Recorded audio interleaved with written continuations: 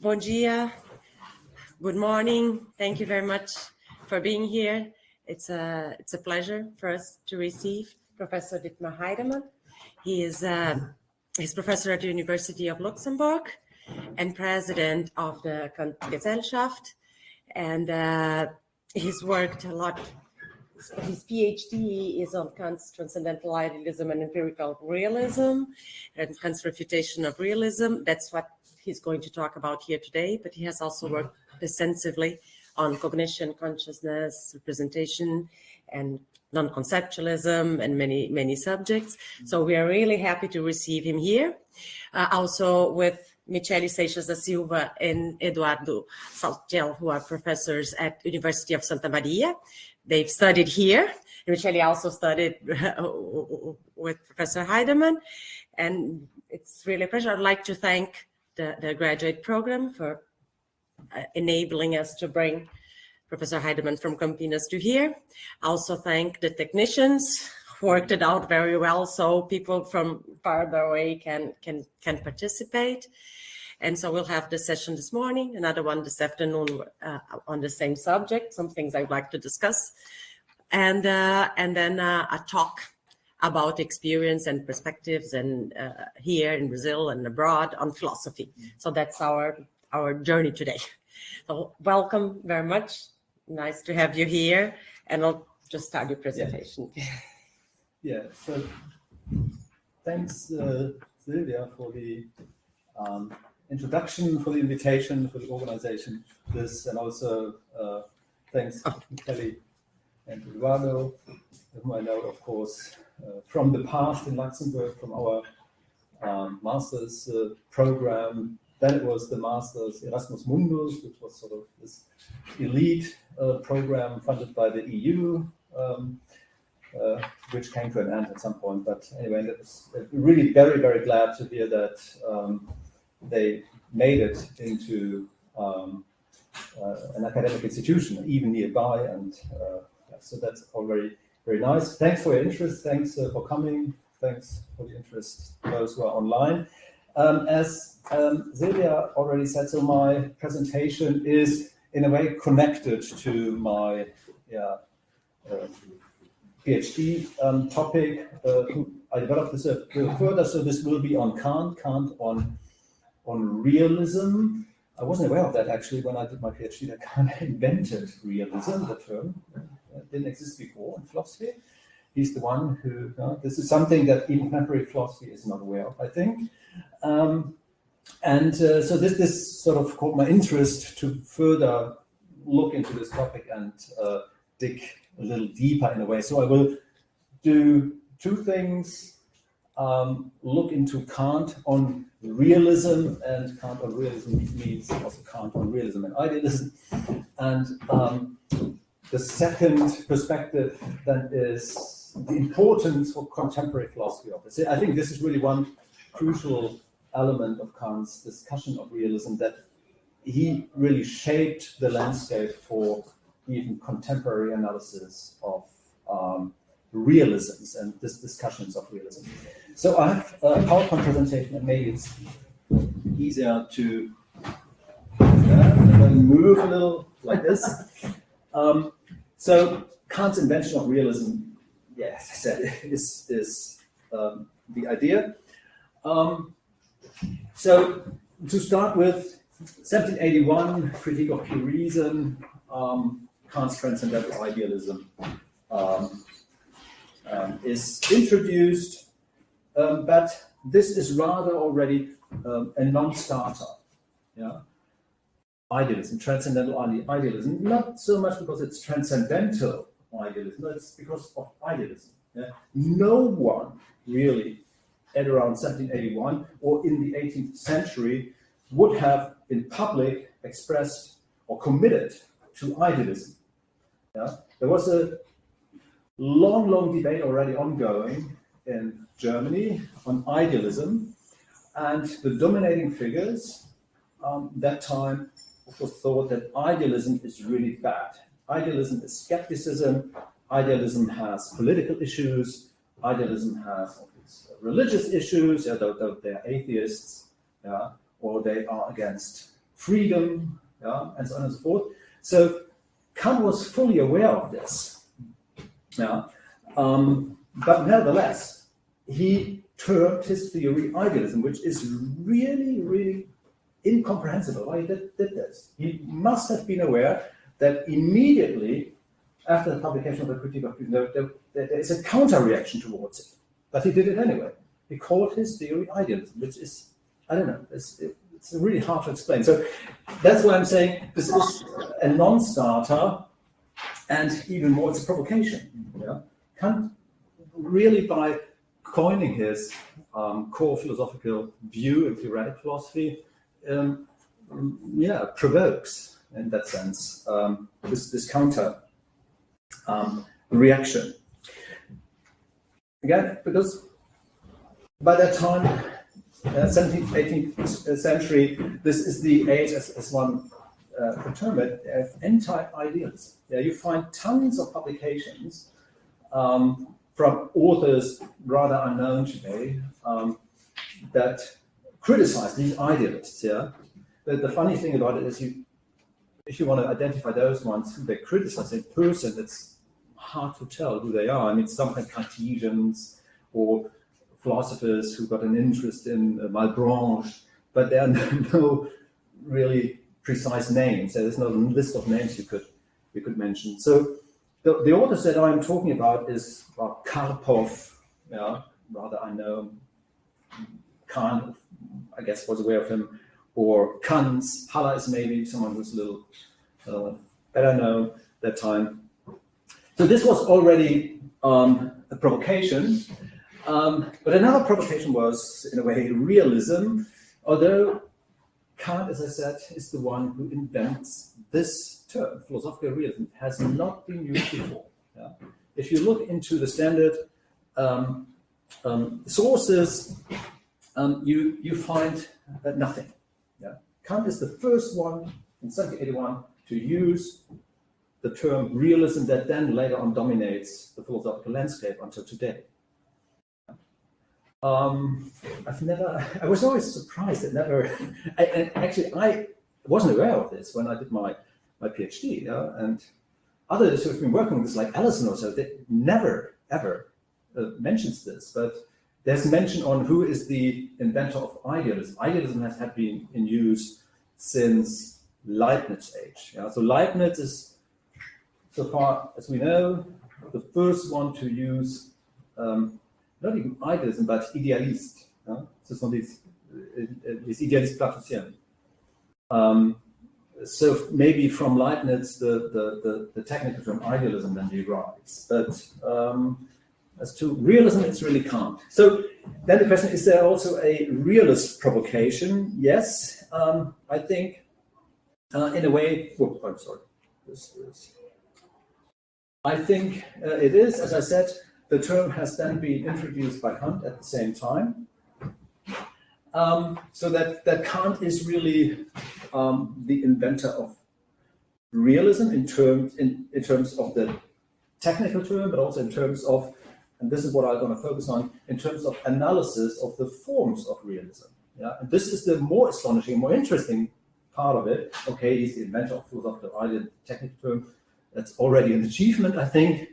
But the other thing is that he provides an analysis of the forms of realism that I think, that's my claim, contemporary debates are still working with, on the most fundamental level. Again, if you want to check, if you could look into the standard resources available even online, you could check Adelung. So those are the online resources that we have where you check whether the terms have been used at around 1800, or of course this massive encyclopedia by Zedler, the famous Zedler.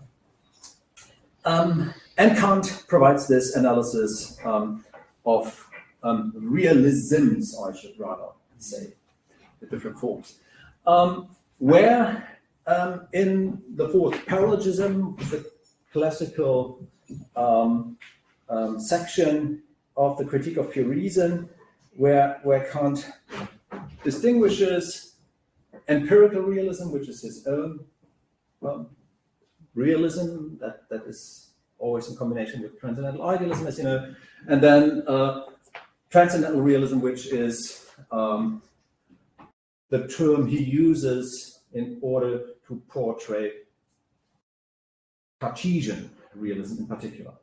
But there are many others that he has in mind when using transcendental realism, as you will see. And this maps nicely onto, so that's what I'm going to show in more detail then later, onto non-metaphysical forms of realism and metaphysical realism nowadays. Or some would say even metaphysical forms, this is rather scientific realism, contemporary scientific realism. And non-metaphysical forms of realism is something like anti-realism, for example, which is not idealism, of course, but it can be that contemporary debate rather avoids this. We have strong idealist views, and Dummett would have never said this is an idealist position. Okay. So there is a legacy. There's a legacy of Kantian realism in contemporary philosophy, I'd say. And in what respect? Well, at least, even if you think Kant is wrong in the way he defends his own position, empirical realism as associated with transcendental idealism, still he sets the standards for distinguishing and assessing the forms of realism that contemporary philosophy still works with. So this is the outline of my talk. I start by shaping the landscape, so to speak, developing empirical and transcendental realism, the concepts and the core ideas. There's much more would be said or could be said on empirical realism, transcendental realism in the Kantian framework, but I limit my presentation to the core ideas of what empirical and transcendental realism is, and then I move on to the classifying realism to non-metaphysical and metaphysical forms. So how Kant's distinction between empirical and transcendental realism maps onto contemporary views on metaphysical, non-metaphysical, and metaphysical versions of idealism. And then in the third chapter, I just try to show in more detail what the wider scope is, maybe even of Kant's distinction, because the debate in contemporary philosophy over realism is, of course, not limited to non-metaphysical and metaphysical views. It went on, but still in the ongoing discussion of versions or forms of realism, there is still a Kantian, there's still Kantian roots. That's the idea of the third section, and then in the fourth section, I'm gonna give a conclusion. So the first section, shaping the landscape, empirical and transcendental realism. So again, the idea is empirical and transcendental realisms map onto non-metaphysical and metaphysical views of realism. And we find this in the fourth paralogism of pure reason, in the critique of, in the first edition of the Critique of Pure Reason. It's only there, as you know. Kant did revise the paralogism chapter in the second edition, and it does not have any longer this specific discussion of realism in the fourth paralogism of the eighth edition, but that's not so important. What Kant is doing there in the Cartesian, in the fourth paralogism, he portrays or describes or confronts us with a Cartesian scenario for which he then uses this term transcendental realism. Transcendental realism simply stands for a Cartesian framework, which is, of course, Kant's Descartes. Whether you could sort of think that Kant is unfair to Descartes. Descartes is, sure, we can easily find maybe points where Kant maybe didn't or does not get Descartes right, but this is also something we should leave out, yeah, but that should be clear. But what is at issue is that in the fourth paralogism, so in the context of this Cartesian scenario, Kant makes the systematic point that transcendental realists work with a causal representational model.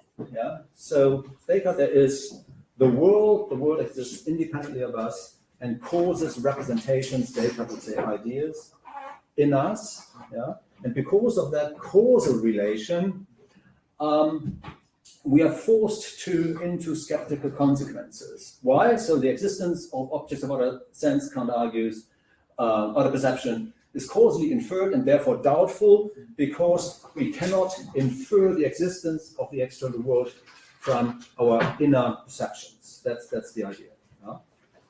Yeah? We cannot infer back in any way that generates certainty, as Descartes claims we need in order to be certain about the existence of the external world. That's therefore Descartes, of course, needs the ontological proof and so on and so forth. But this is something that Kant ignores here. He's just concentrating on this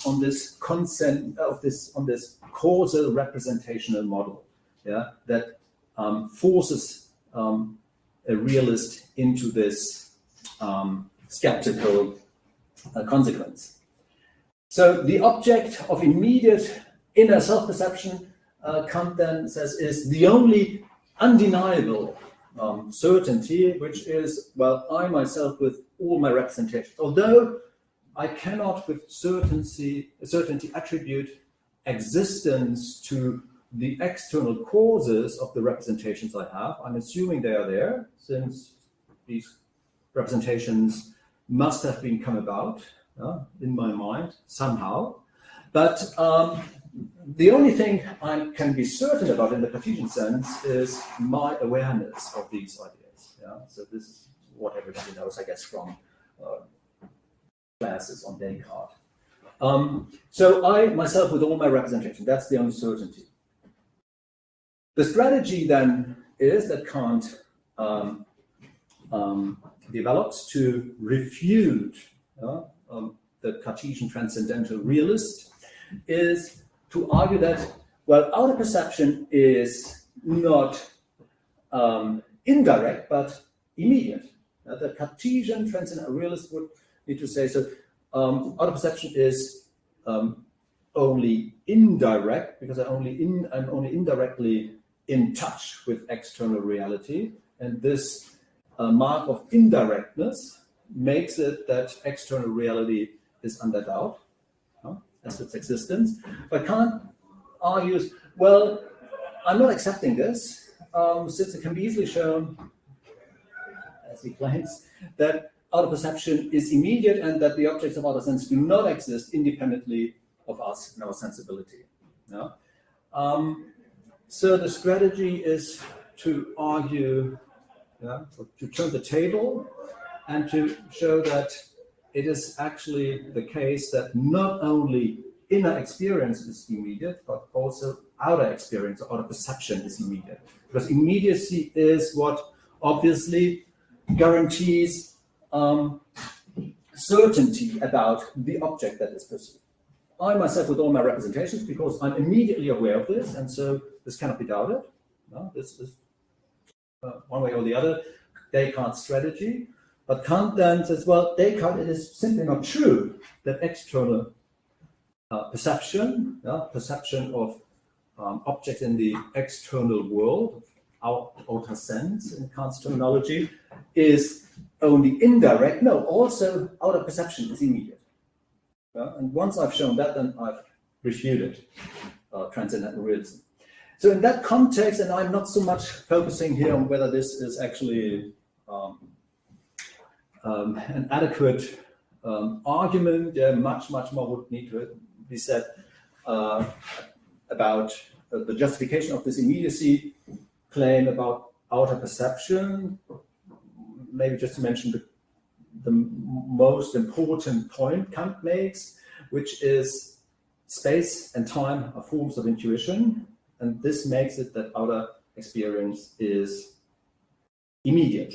Whereas we have in the, so to speak, Newtonian framework, where space and time, of course, are not forms of intuition, but exist independently of a cognizer as absolute entities. This is the reason for why there's only a relation of indirectness, cognitive relation or representational relation that we have to the external world that is indirect. That's Kant's sort of, in more detail, Kant's argument. But I leave that out. We can discuss this later, but this is not important for the point I'm making today in the paper. What is rather important is that in this context, and this I find just is really a brilliant analysis as such, Kant distinguishes two kinds of dualisms. The first dualism Kant himself subscribes to is empirical dualism, which is the combination of transcendental idealism and empirical realism. So this is Kant's own philosophical view, as opposed to what he terms transcendental dualism, which is the combination or the pair of transcendental realism and empirical idealism. So as you can see, it changes the specifications of idealism and realism. It's just the inverse in a way. Transcendental idealism becomes transcendental realism, and the other way around. So, and this is where he sets, I think, the standards for even today's debates on realism, as we will see. So, what is empirical realism? Only some core ideas. Empirical realism holds that space and time, as I already mentioned, are forms of intuition, as you know. So space and time are not absolute entities, Newtonian containers. Space, time is not absolute time. Kant, for the arguments that may be well known. Second, immediacy of outer perception. There is no causal inference. Our contact with the world is immediate. We do not need to infer the existence of the external world through inferences, infer from my inner perception to, oh, there might be an external, because cannot be sure about it, but in that sense. So space and time are forms of intuition, and therefore we do not need to have a causal inference of the external world. And then realism about appearances. These things really exist here, but not about things in themselves. Things in themselves are noumena. They do not exist anyway. They are only in thought. Those are not things in themselves yet. Those are appearances for Kant. It's another big debate. Okay, we can discuss this later, but that's at least the way Kant distinguishes empirical realism from transcendental realism. Transcendental realism now is, of course, space and time exist in themselves, in the sense they can either be, in the Newtonian sense, absolute entities, or properties of things. Space and time as properties of things. For example, Locke. Locke would also be a transcendental realist for Kant. This is not Kant's view, of course. Space and time cannot exist in themselves as properties, for example, because you need to presuppose first argument from space in order to have spatial perception, or you must presuppose space in order to locate an object in space, and so on and so forth. Then immediacy of outer perception. So as I already said, so there's a causal inference. Something is existing independently of our sensibility, not in the sense just that it continues to exist even when it is not perceived. This is not what Kant has in mind. So the independence of the external world from sensibility means that sensibility is not a condition of the possibility of perception. which is so in Kant, of course. Yeah, sensibility, well, space and time is forms of sensibility are the conditions of the possibility of outer perception. This is, of course, something that Descartes would not subscribe to, yeah, for obvious reasons, as we will see. So that's the immediacy of outer perception. According to Kant, I can only infer the existence of outer objects of the outer sense, through this, or because of this causal inference. And then realism, again, in the inverse, about things in themselves, not about appearances. Since for Descartes, I mean, if we would go into detail, we would of course need to find out about whether Descartes would accept this terminology. Would Descartes accept Kant's use of things in themselves for external objects in Cartesian ontological dualism? Okay, but as I said, it would make sense now to start a discussion, since then we would probably never come to an end. But it's clear this is always Kant's, Descartes, Kant's Leibniz, which might not be the true Leibniz or the true. But what is the true Leibniz? What is the true Descartes? Okay, so keeping this in mind now, we can move forward to now classifying realism. I think this is really necessary and needs to be done to actually now specify criteria. Yeah? I mean, one way is to sort of introduce realism and say, okay, there's empirical realism, there's transcendental realism.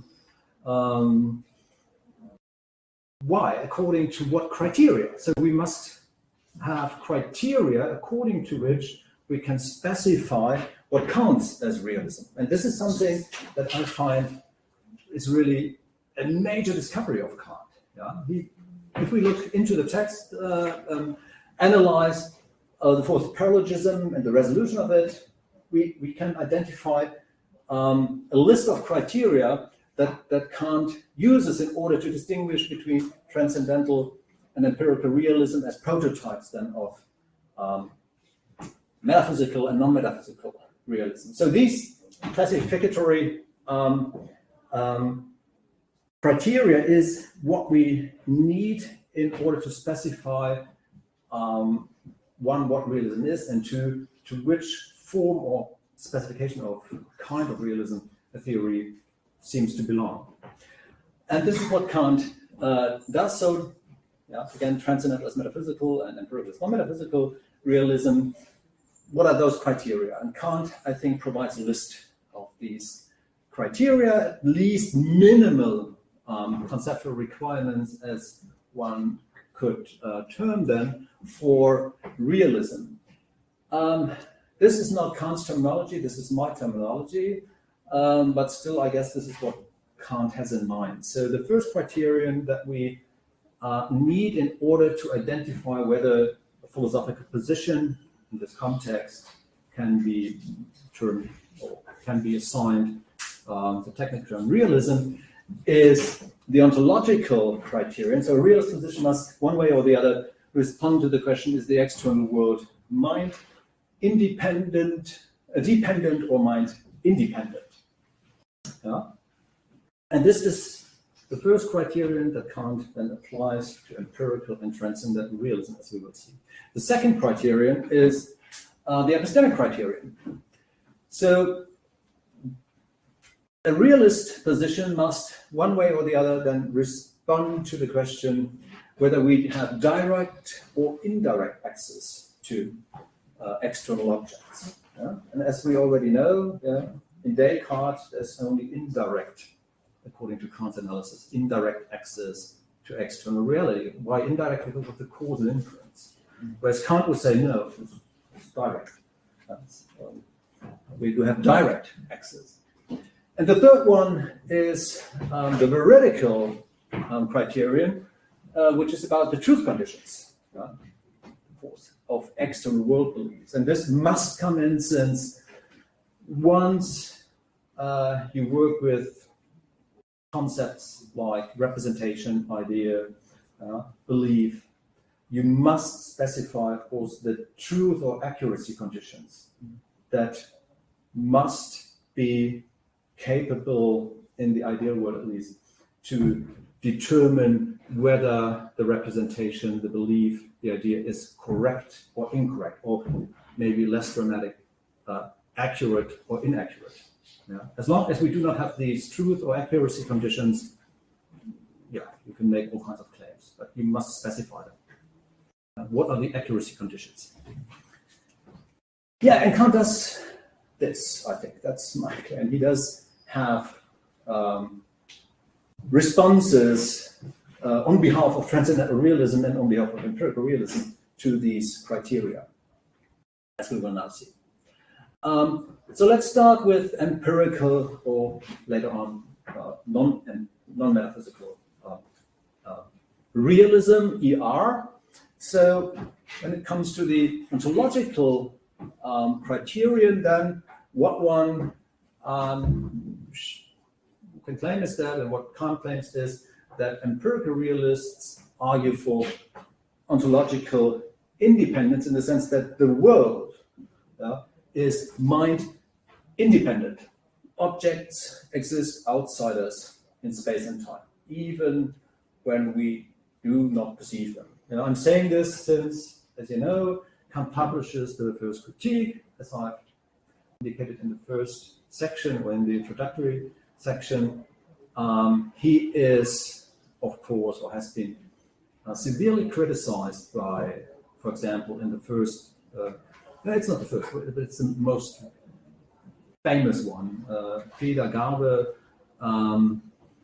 review of Critique of Pure Reason, as being a skeptic in the end, because he seems not to hold the view that the world really exists. It's independent.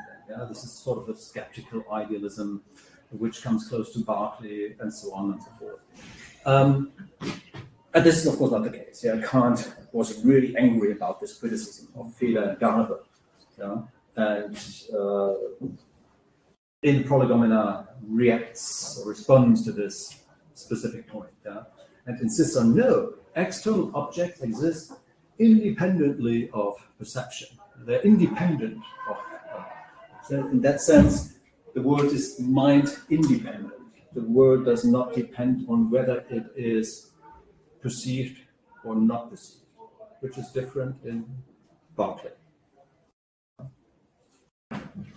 Then the epistemic criterion, and here the empirical realist argues or holds on to epistemic dependence, of course. That's the first major, I think, really important specification. Epistemic dependence in the sense that our mental access to reality is immediate, already mentioned.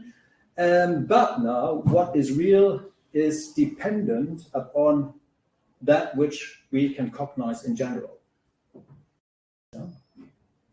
Transcendental conditions of the possibility determine the objective meaning of reality or actuality. We cannot make existence claims about objects that we cannot possibly cognize. Not actually, but possibly. For example, non-extended simple substances, souls. This simply makes sense to claim that the soul is immortal or that the soul is simple, and so on and so forth. The debate of paralogisms. And a key reason for this view is that, in general, reality cannot go beyond what we can cognize in general.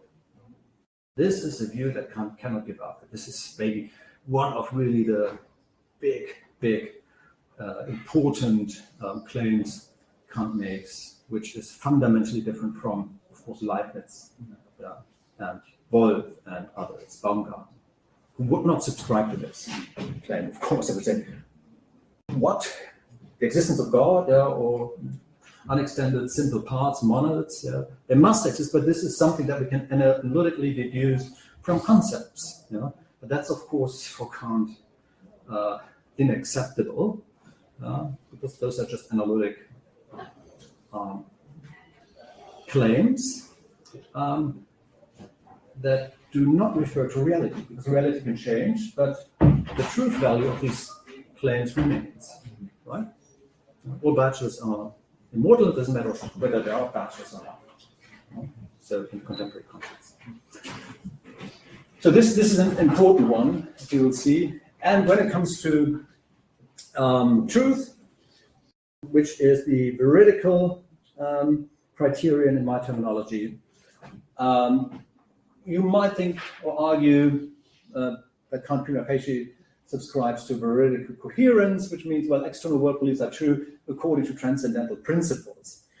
But maybe I should have rather said, well, it's a combination actually of coherence and correspondence, and which is, but in order to have a rather limited sort of specification of that criterion in the case of empirical realism, there is maybe a tendency towards coherence, but it's rather a combination, I should say, of coherence and correspondence, simply because Kant says that, well, truth propositions about the world must be in agreement with the world. This is something in the context when Kant, these passages where he discusses truth, insists on. Yeah? He's not a straightforward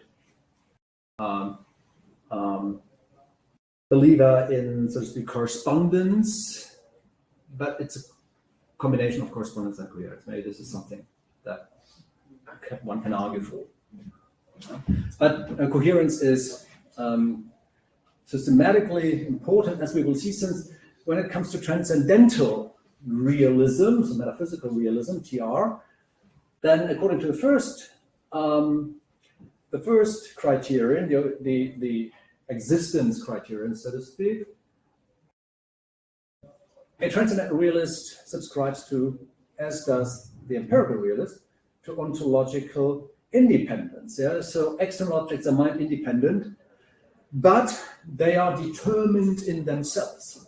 And this is a kind of ontological independence that Kant would, of course, not subscribe to, only partially. So the external world exists independently of us, of perception. Yeah, it does not depend on whether it's perceived or not, or sensed or whatever, or thought of. But unlike in Kant's empirical realism, the world is determined in itself.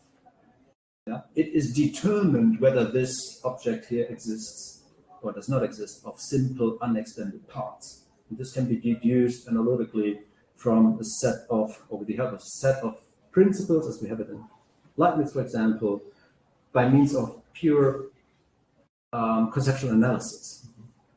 This is, of course, what Kant is not subscribing to. The world is not determined in itself, because then, as we know from the antinomies and the resolution of the antinomies, then we would end up with sort of a contradictory position, as Kant claims then in the antinomy of pure reason, right? Because if you're a transcendental realist, and this is another thing maybe that I should mention now, later on Kant says, well, the antinomy and the problems about ontological proof only arises because these people who make these claims are transcendental realists and claim that the world is determined in itself. So, determined in itself, well, what's the alternative? We could add the world exists independently of the mind, but is only determinable. Now that's when it comes to the second antinomy, that's Kant's resolution. Yeah, it has not been decided how many parts this object here is composed of, whether they're simple or not. It's just that we can, in the continuity of experience, we can determine this further and further. So the world is only determinable and not determined. Yeah? That's a difference between ontological dependence in transcendental realism and empirical realism. Both argue for independence, but for Kant, independence cannot be combined with determined. It's only determinable. The world is only determinable. Then epistemic independence. This is, of course, another major difference now, maybe a very important one at least. Since the transcendental realist argues, according to Kant, and our mental access to reality is causally mediated. We need causal inferences in order to know that the world really exists, and this is what makes it uncertain, because there might be psychological factors or evil demon. This is what Kant has in mind, actually, that intervenes. The evil demon intervenes and only sort of plays tricks on the causal inference argument. And what is real does not depend on that which we are able to cognize. This is fundamentally different in empirical realism. What is real in Kant does depend on what we can cognize in general, such that in Kant it is illegitimate to make claims about the existence of objects that cannot be possibly objects of our experience. Whereas the transcendental realist, of course, argues, no, what is real does not depend on that which we are able to cognize. So there might be things out there that can never be cognitively grasped or cognized, then that we can claim things, objects, whatever, structures exist anyway. We can make existence claims about them. This is something that Kant does not accept, but that the transcendental realist. For example, God exists. Can we cognize God? Well, Leibniz would say no, we cannot cognize God, but we can make existence claims about God. Descartes would actually make a similar claim, with the exception that Leibniz, of course, points to the deficiency in Descartes that Descartes forgot about to explain the inner possibilities of God, which is true. This is what Descartes does not provide. And that Leibniz thinks he can provide. And then you can ask, and Kant would ask, so Leibniz, if you can provide us with the inner possibility of God, then this seems to be a real possibility, not only logical possibility. And so you're sort of getting in trouble here. And this has to do with this kind of claim. So what is real does not depend on that which we are able to cognize, whereas in Kant, it of course does. And if you relate this to rather contemporary debates on anti-realism, this is the point of touch, where you find very similar claims in Kant, for example, or others, Putnam, who have developed an interest, at least on the part of Putnam, in that view. And then this is another similarity, and much more than similarity actually, between Kant and Putnam, veridical correspondence, since Putnam too says, so transcendental, namely metaphysical realists, subscribe to veridical correspondence, so causal, true, theoretical correspondence between mind and world. So that's simply the claim that the mind, the representation of the mind is in transcendental or metaphysical realism, the claim that the world is as the mind represents it. Now, there is this strict correspondence. In Kant's diagnosis, in Putnam's analysis, criticism of metaphysical realism or scientific realism, and his preference for internal realism. This is the clue. Epistemic independence and veridical correspondence. This is where they are fundamentally different. So, to sum up the main differences, one, again, empirical realists argue that reality cannot go beyond what we are able to cognize. So, an empirical realist must, of course, then be capable of specifying the truth and accuracy conditions of the representations he or she has as an empirical realist. And we can now, of course, discuss what are these accuracy or truth conditions. Well, this is something Kant works out in great detail, of course, in the transcendental principles of the transcendental analytic. So in the transcendental logic of the critique of the reason. Yeah?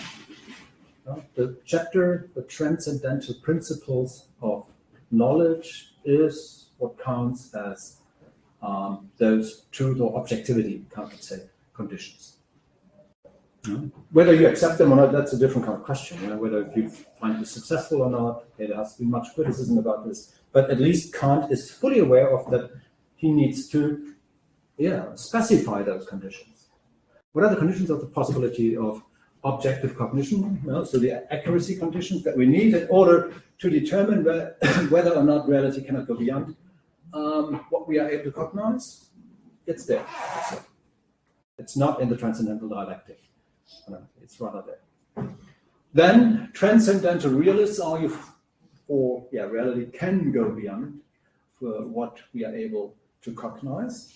Classically, in Descartes, or if you look into Putnam's internal realism and Brains in a Vat, where you have exactly this structure, evil demon arguments, skeptical hypothesis.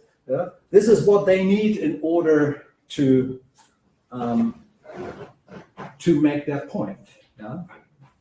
Maybe to say this as a side remark. So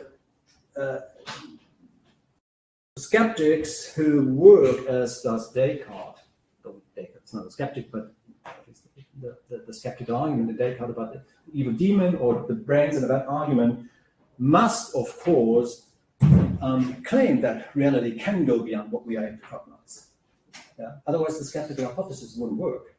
The evil demon or the evil scientist, and making the point that, okay, even the best analysis of our experience perception does not reveal of whether the experience, the perception has been causally generated by an external object that is really there, or whether it's the evil demon or the scientist, whether you're a brain in the vat. That's the point, and this only works within this framework. If reality can go beyond of what can be really cognized. This is really crucial, and I think Kant, he got it already. Whether Kant's solution to this is convincing, that's another question. But just simply the analysis that, gave philosophers, contemporary philosophers, such a hard time, even nowadays, Putnam in particular, and the history of the discussion of Descartes' evil demon argument. I think, you should look into the false paralogism. Kant gives you the analysis. Kant points to the fact that if you are a transcendental realist, then you must claim that reality can go beyond what you are able to cognize, and this is the reason for why the evil demon can jump in, or the evil scientist, who sort of puts your brain in a vat, which is structurally that is similar to the evil demon argument. Okay, then empirical realists, second major difference. There's no causal inference from inner to outer, so we have direct cognitive access to external reality. Kant is not a representationalist of the RTM versions, the representational theories of the mind that are, nowadays there's some broader term and all kinds of versions subsumed under this heading, RTM theories. Representation in Kant is, I think, really something different. He's not on this track of the theory of ideas, representation, somehow entities in the mind that sort of mirror reality, as Rorty would say, or that represent linguistically reality. This is not Kant's view. Representation did have, I think, really a different meaning in Kant. Then transcendental realists, of course, subscribe to causal inference from inner to outer. They must, since there is no direct access you can have to, as an ontological dualist, for example. No, there are ideas caused in the mind by an independently existing external world, And then the only option you have is, you infer back that there must be something outside me that is responsible for the representations of ideas I have in perception. According to this picture.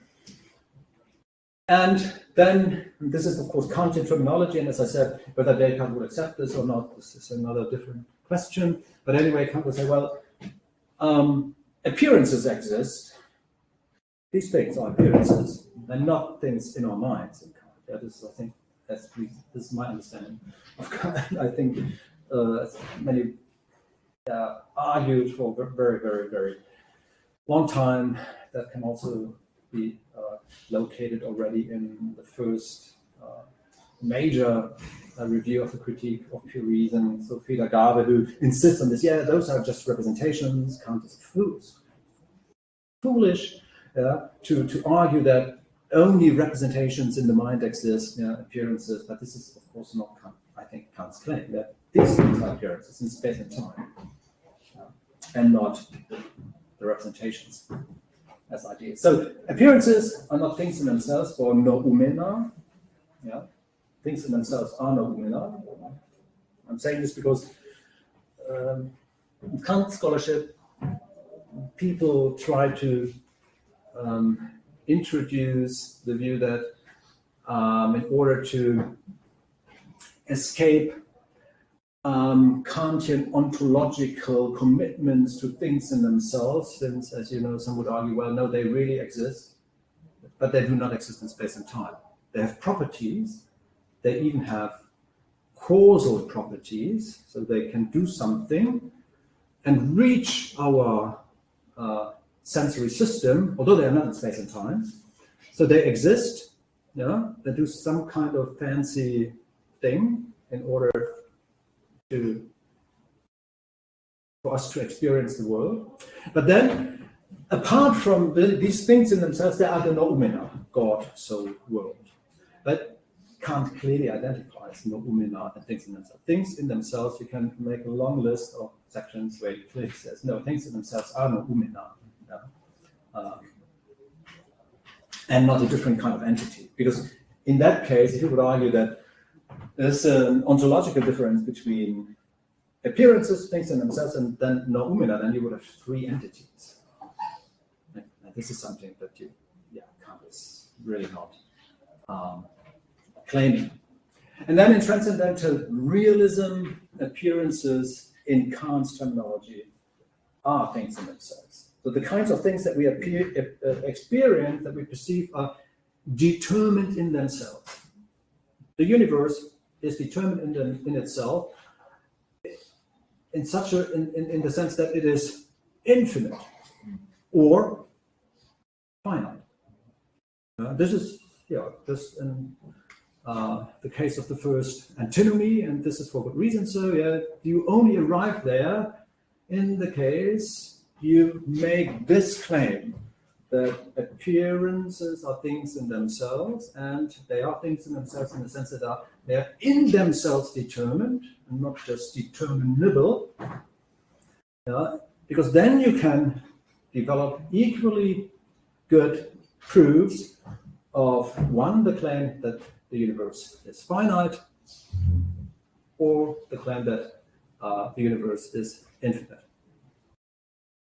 This is only according to Kant because of transcendental realist identification of appearances as things in themselves, as determined in themselves. If they are determined in themselves, then you can find out about it by just analyzing, by conceptual analysis actually, not by empirical research, no, just by conceptual analysis, whether the world is finite or whether it's infinite, whether souls exist or whether they don't, or whether physical objects are composed of simple parts or whether they are not. And this is something that in Kant's framework has an ontological, so to speak, foundation, which is transcendental realism and the identification of appearance of things in themselves. So now Kant's strategy in the fourth paralogism is, of course, to argue, well, look, on the backdrop of these differences, it turns out that empirical realism and transcendental realism are disjunct. And in a way, it's true. Yeah, okay. Empirical realists argue for perceptual immediacy. Transcendental realists argue for perceptual immediacy. So directness versus indirectness, and then you simply do an indirect proof. Transcendental realism is false. Why is transcendental realism false? Well, because transcendental realism ends up in antinomies. And antinomic positions are unacceptable, unlike in Hegel. And therefore, empirical realism is true. This is, of course, an indirect proof and actually unacceptable for Kant, because indirect proofs are only acceptable in mathematics, or not acceptable, but have been used classically in metaphysics. In classical metaphysics, you find all kinds of indirect proofs, but those are only formal proofs, and therefore insufficient, I would say. But here, and this is sort of a criticism, one should mention that Kant himself seems to apply here an indirect proof, which in other contexts Kant does not accept as successful strategies. Since what you of course need is a positive proof of empirical realism and transcendental idealism. But as I said, I'm not focusing here on proving or convincing you of transcendental idealism or realism as such. Just the analysis is what I want to point out as a valuable philosophical contribution of Kant in this context that has still, so it's the tricentennial celebration of Kant's birthday. And so what is Kant's contemporary contribution? This is one, I think, to contemporary debates, and something that is of value. Many other things, but this is, I guess, so. The difficulty, of course, is the major difficulty is that this presupposes transcendental ideas, so the truth of transcendental ideas. This is clear. We must, of course, provide arguments for why space and time are forms of intuition rather than properties of things or themselves, things in themselves. And so on. But if you think that transcendental idealism is true, and if you think that transcendental idealism and transcendental realism are disjunct, then you have, of course, in a good position to argue that transcendental realism is false. As I said, that's what I don't want to do, since this would require another 300 years, I guess, in order to then end up with, well, we don't know, or we can't be sure, I should say. We can't be absolutely sure. No, I rather want to widen the scope in a little further and show how this relates to, or how we can make use of this in a even more specific way. So again, what I find remarkable is, again, Kant's distinction between transcendental and empirical realism in terms of metaphysical and non-metaphysical realism. I think there is good reason for why this maps on to the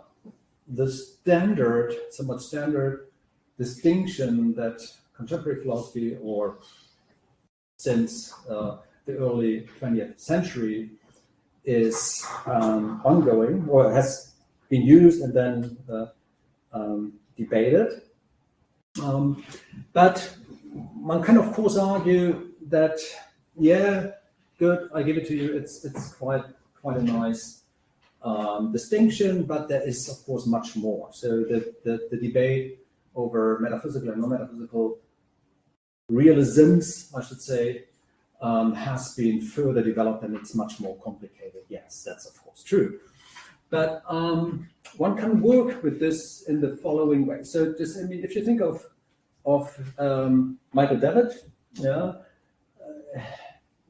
who is not to be suspected of having any sympathy towards Kant, of course, but when you look into his work, he still has respect.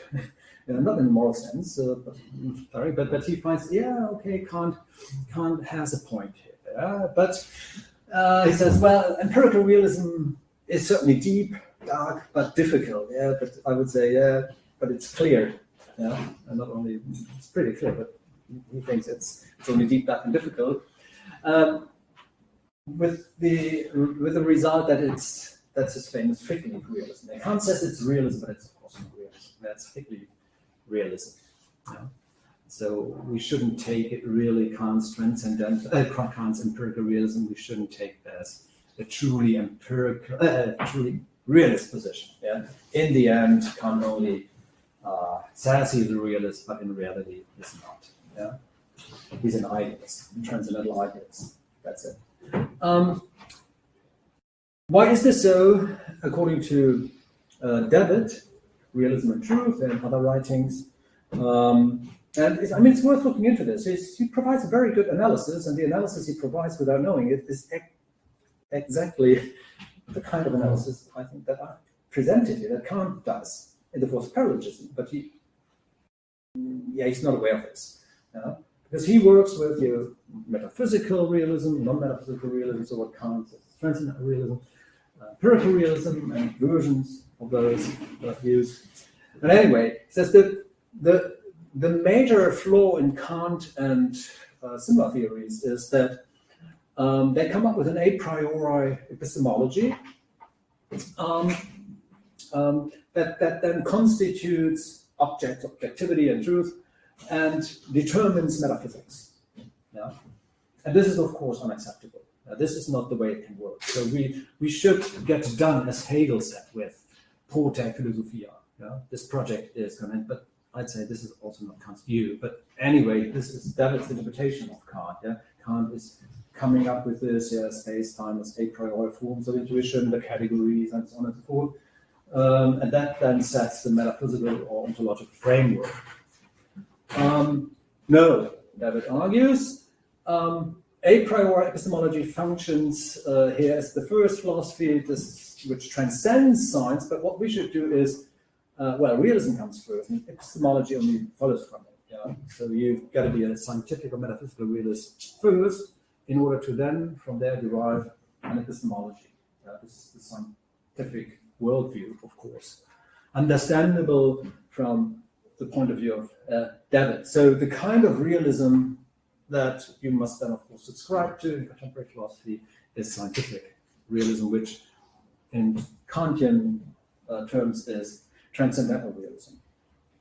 And if you look into the portrait that David gives of scientific realism, it's immediately clear that the categories he uses are the Kantian ones without being aware of it. So dependence, independence, immediacy, mediacy, so ontological, epistemic, and truth. This is exactly the Kantian framework. And you can, if you want to look into another similar analysis, there's an excellent article in SAP, so the Stanford Encyclopedia of Philosophy online, by Miller, who makes exactly that point. So you can check for yourself. So what one can do now is the following. As I said, Kant is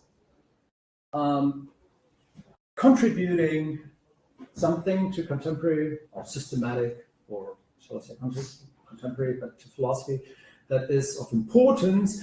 One, because of the distinction between metaphysical and non-metaphysical, transcendental empirical, providing criteria, according to my terminology, ontological, epistemic, veridical, and then combines them. But if we use this in a more systematic way, and more extensively, we can, of course, try out other combinations. And that's why I'm saying it's a useful sort of analysis that Kant does give not only with respect to metaphysical and transcendental, but there are maybe four other kinds of realisms that one could add. And I think that that's possible. So if we distinguish between dependence and coherence on the one hand, and independence and correspondence on the other, then what we end up with is 8 possible combinations of these predicates and forms of realism. Then, right. So the first one, A, is the view that, just to spell this out in more detail, the ontological. So the world is not ontological dependent. So it's ontologically independent. The second criterion, it's epistemically dependent. Yeah, and in veridical terms, subscribes to coherence. Yeah, the coherence, but in Kant, coherence plus correspondence. And what we have in the first case here is, so form A, ontological independence, epistemic dependence, and veridical coherence. This is exactly Kant's empirical realism and equivalent forms of non-metaphysical realism. Right. Now let's maybe look quickly into B, as you can already anticipate. B is transcendental realism, right? So ontological independence as in A, but epistemic independence and veridical correspondence, which is transcendental realism in Kant's wording, so Cartesian metaphysical or transcendental realism in that taxonomy. And well, we could continue. I don't want to, spell this out in detail, but maybe come to some interesting forms. Since what we need to now be aware of, at least, is when going through the remaining 6 forms, is whether certain kinds of combinations are unintelligible or cannot count as authentic forms of realism, because they combine views that do not really look like realist positions. Yeah? For example, if you consider form C, which is ontological dependence plus epistemic independence and veridical coherence, this seems to not count as an authentic form of realism. Yeah. Since it's hard to conceive of a position that argues ontological dependence plus veridical coherence. Yeah. And then epistemic independence. Yeah.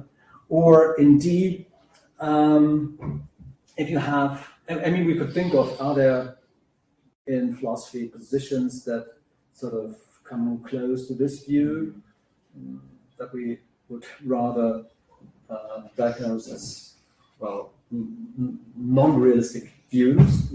I can't actually think of any. Maybe you can.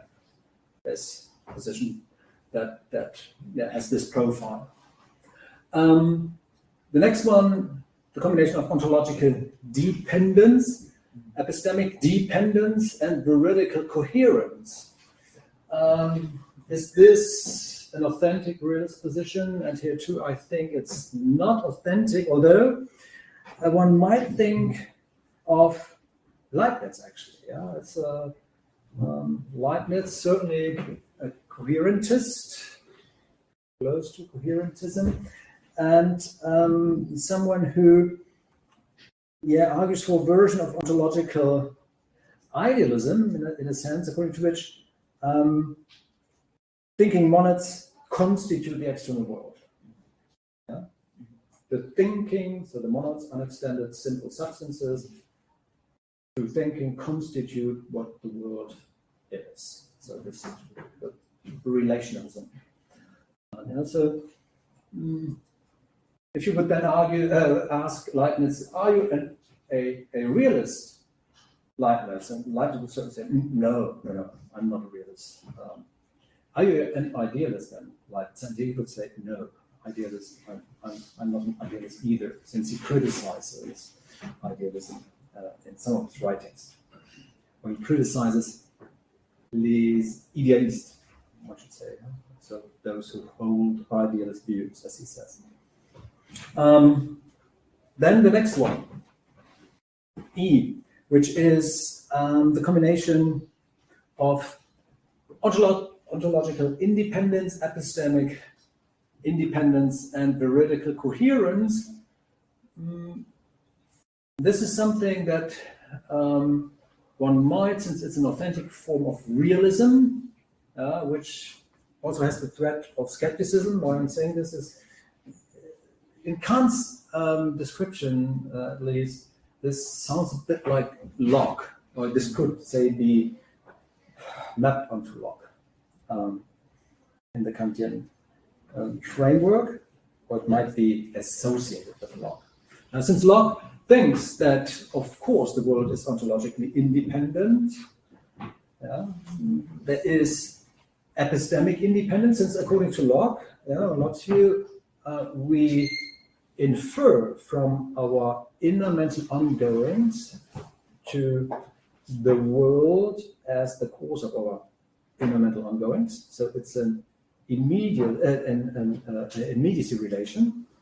And this is why in Locke we need, very similar to what Descartes does, we need an ontological proof of the existence of God, and depends, of course, it's the good God, and the good God would never deceive us. And that's why the external world, or we can be sure about the existence of the external world. So we have this sort of Cartesian argument also in Locke, although he is a semi-empiricist. He's not really an empiricist. There are many rationalist views he holds. So this might be associated with Locke. F, which is the combination of ontological independence, epistemic dependence, and veridical correspondence.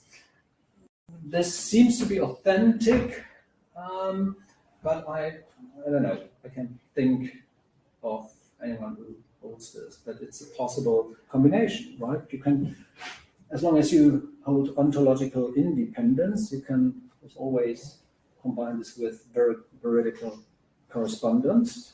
It's a natural link there. And epistemic dependence. This is, of course, not Kant. Kant has veridical coherence in parentheses plus correspondence, but not a clear-cut correspondence view. So at least it's an authentic realist position. Then we have, approaching the end, G, ontological dependence, epistemic dependence, and veridical correspondence. This is not an authentic realist view, I would say, since if you have ontological dependence and veridical correspondence, that doesn't go together. No, it's really hard to see how this might be possible. But correct me if I'm wrong. I mean, this I at least cannot think of. And then finally, we have another unauthentic one, which is the combination of ontological dependence, epistemic dependence, and veridical correspondence, which I think is also not a good combination in terms of the realist view. Now, as a conclusion, so I hope it is clear. I don't know, but at least you tend to think that Kant contributed something to the realism debate. I think he did, actually. He gave really a brilliant analysis. That is, of course, not the end of the story. So if you look into the rather recent debates in metaphysics, or some metaphysics of science, and epistemology, there is, of course, a much more specific debate on what reality really is, and versions of realism. Some would even give up realism as a term, actually, and give up idealism as a useful philosophical term. Anyway, but this has been further developed. I think still in the spirit of Kant's analysis, the distinction between empirical and non-empirical. So non-metaphysical and metaphysical, I should say, versions of realism. The legacy then that's something I would conclude with now, is one, Kant invents the technical term realism. Yeah. So realism is much more accepted as a philosophical term, or much more in use even. Idealism is, I mean, it's coming up a little bit again, I should say. I did debates about idealism in contemporary philosophy again, but still, realism is the dominating, at least metaphysics and epistemology, the dominating philosophical positions now for decades, really for decades. Well, it goes back to Kant, at least in terms of terminology. Then what Kant contributes is exactly that analysis of realism as empirical and transcendental, metaphysical, non-metaphysical, and he provides not only that terminological sort of framework, but he also provides an astute set of analysis, a set of criteria that is in use still nowadays to identify realist views in philosophy. I mean, one example is David, who makes use of these criteria. You can also look into Dummett, but they, of course, would not mention Kant as, sort of the reference point, because Kant is an idealist, and this is completely crazy. You cannot be an idealist. But yeah, as I said, Kant was already under pressure in his lifetime because of the use of idealism, because it was really the age of anti-idealism. Yeah. And I mean, more broadly construed, this is really astonishing, since there was this criticism of idealism starting off second half of the 17th century, dissertations on the unacceptable idealist views, the skeptics, and so on and so forth. And then Kant nevertheless picked this term, used it in a different way. He's not a skeptic. He got under pressure a lot. He received a lot of criticism. And then this continued into what is, of course, known as German idealism. Kant is not a German idealist. Kant is a classical German philosopher, but he's not a German idealist, of course. But still, Fichte, Schelling, Hegel have been fully aware of this debate. But still, they did hold on to Kant's term, idealism. If Kant, I mean, this is just, what would things look like if Kant would have not used or picked this term, idealism?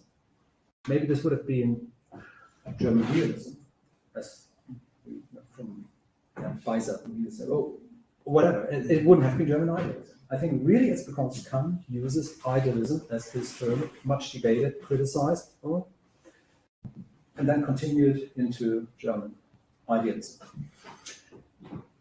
Anyway, Kant provides this set of criteria, I think still very useful. I mean, whatever kind of theory you have, it helps to analyze it according to these criteria, and then thinking through these possible or impossible or rather unconvincing combinations of these criteria. And I think to the point then, really what seems to be a systematic insight is that ontological independence is something that you cannot give up, or that realists cannot give up.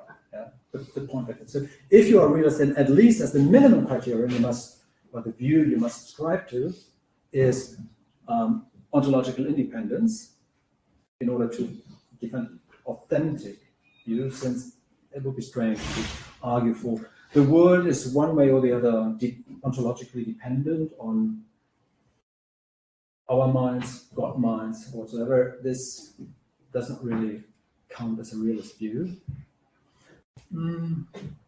And I think also what is possible, as I've tried to indicate in the table, is that one must, of course, adjust and accommodate the set of criteria in view of new forms of realism. So maybe the list of ontological epistemic veridical is too short and needs further specifications in order to sort of include other kinds of even more contemporary views that take into account scientific development that Kant was not aware of, or so. But still, it's in that framework of Kant's initial analysis. Thank you.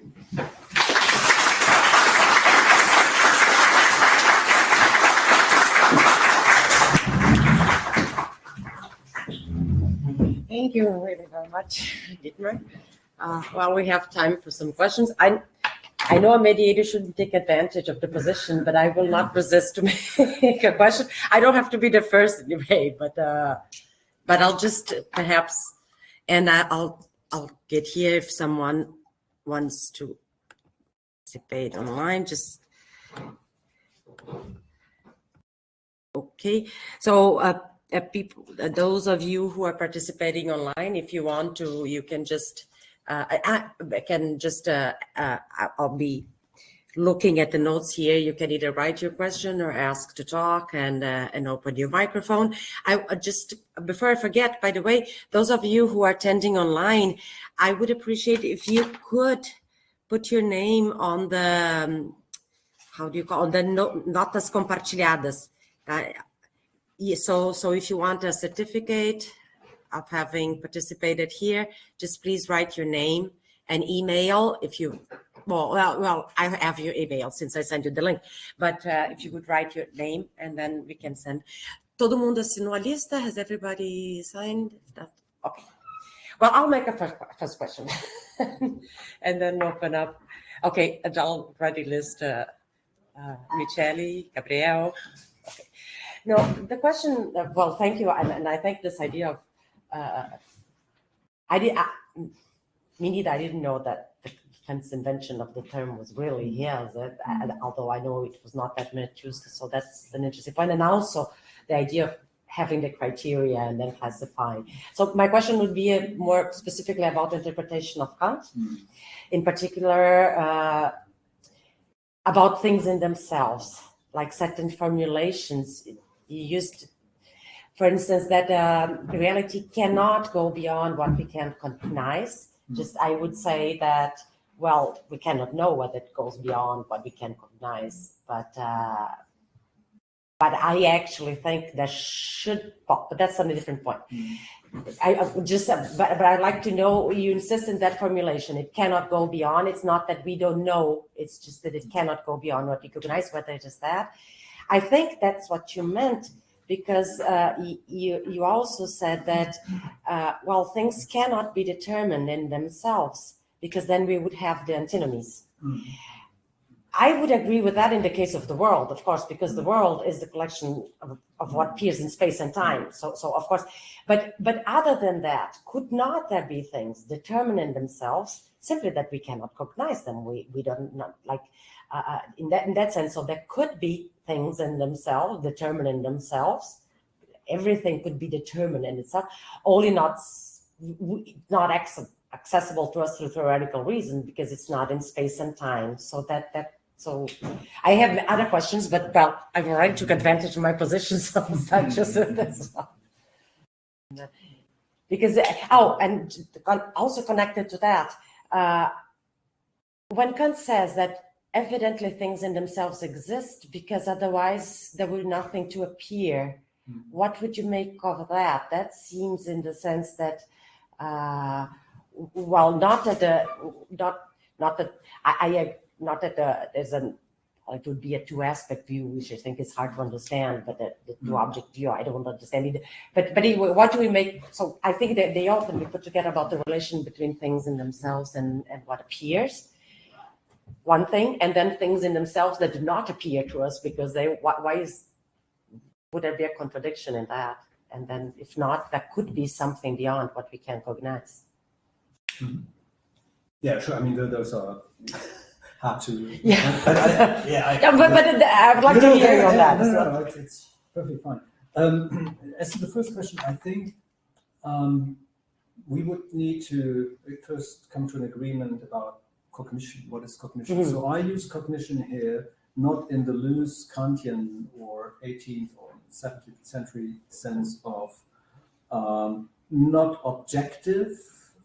This is the Kantian use. So when and Wolffian use, cognitio, can be just sort of awareness of something. It also counts as cognition. This is not what I'm. So cognition has been used by me. Maybe I should have said this. So being capable of making a list of causal properties. Yeah? If we cognize this thing, then we are capable to not only specify its spatial temporal location, but also to specify its causal powers according to. So this is I think in that sense, it's clear that reality cannot go beyond what can be possibly cognized. Because clearly existence claims depend on that core insight of Kant, right? So we cannot make claims about unextended simple parts that do by definition not exist in space and time, monads, souls. Yeah. Why not? Yeah, because we cannot specify their causal powers. Yeah? Because if they have causal powers, they must exist in space and time.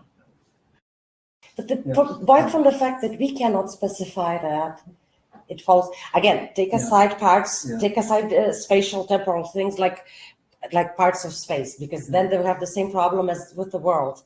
But other than that, why from the fact that we cannot specify the causal properties, that means that we could not legitimately claim they exist because we don't know, but we could neither say that they could not exist.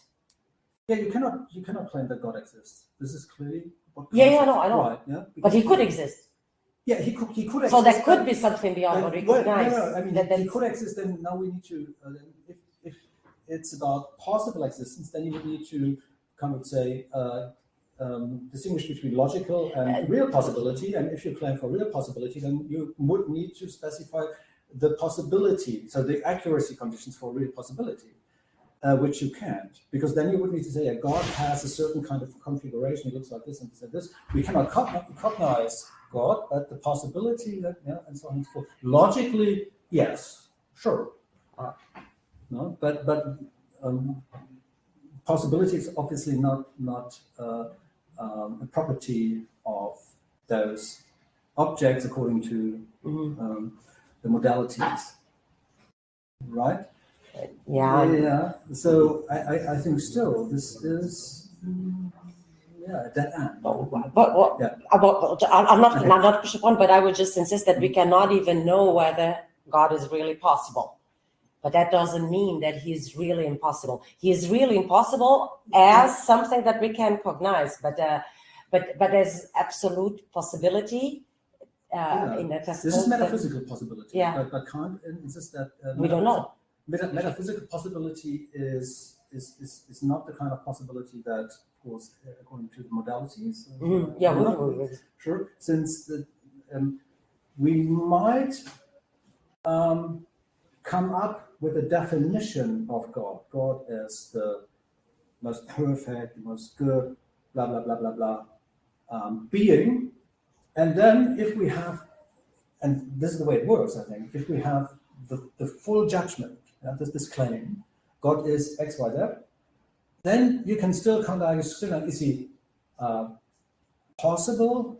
So does he possibly exist? Does he actually exist, or does he necessarily exist? We cannot know. Yeah, and this is why the ontological proof does not work. And this is, I think, part of the reason why the distinction between logical and real possibility leads to exactly that claim. Well, I think I would just say, well, you cannot know if he possibly exists, but you could not say that he could not exist. No, this is not what in Kant that sense. This is not what Kant says. Sure. This is logical possibility. Yeah. It's not real possibility. At that point, when you come up with real possibility, Kant would insist, then you must specify the conditions of the possibility. Then you would need to say something. God does not exist and cannot possibly exist in space and time, right? And Kant would say, wait a minute. Then you make use of possibility in a fundamentally different way than I do, since the way the transcendental, so Kant's way of making use of the modalities is, of course, bound back to the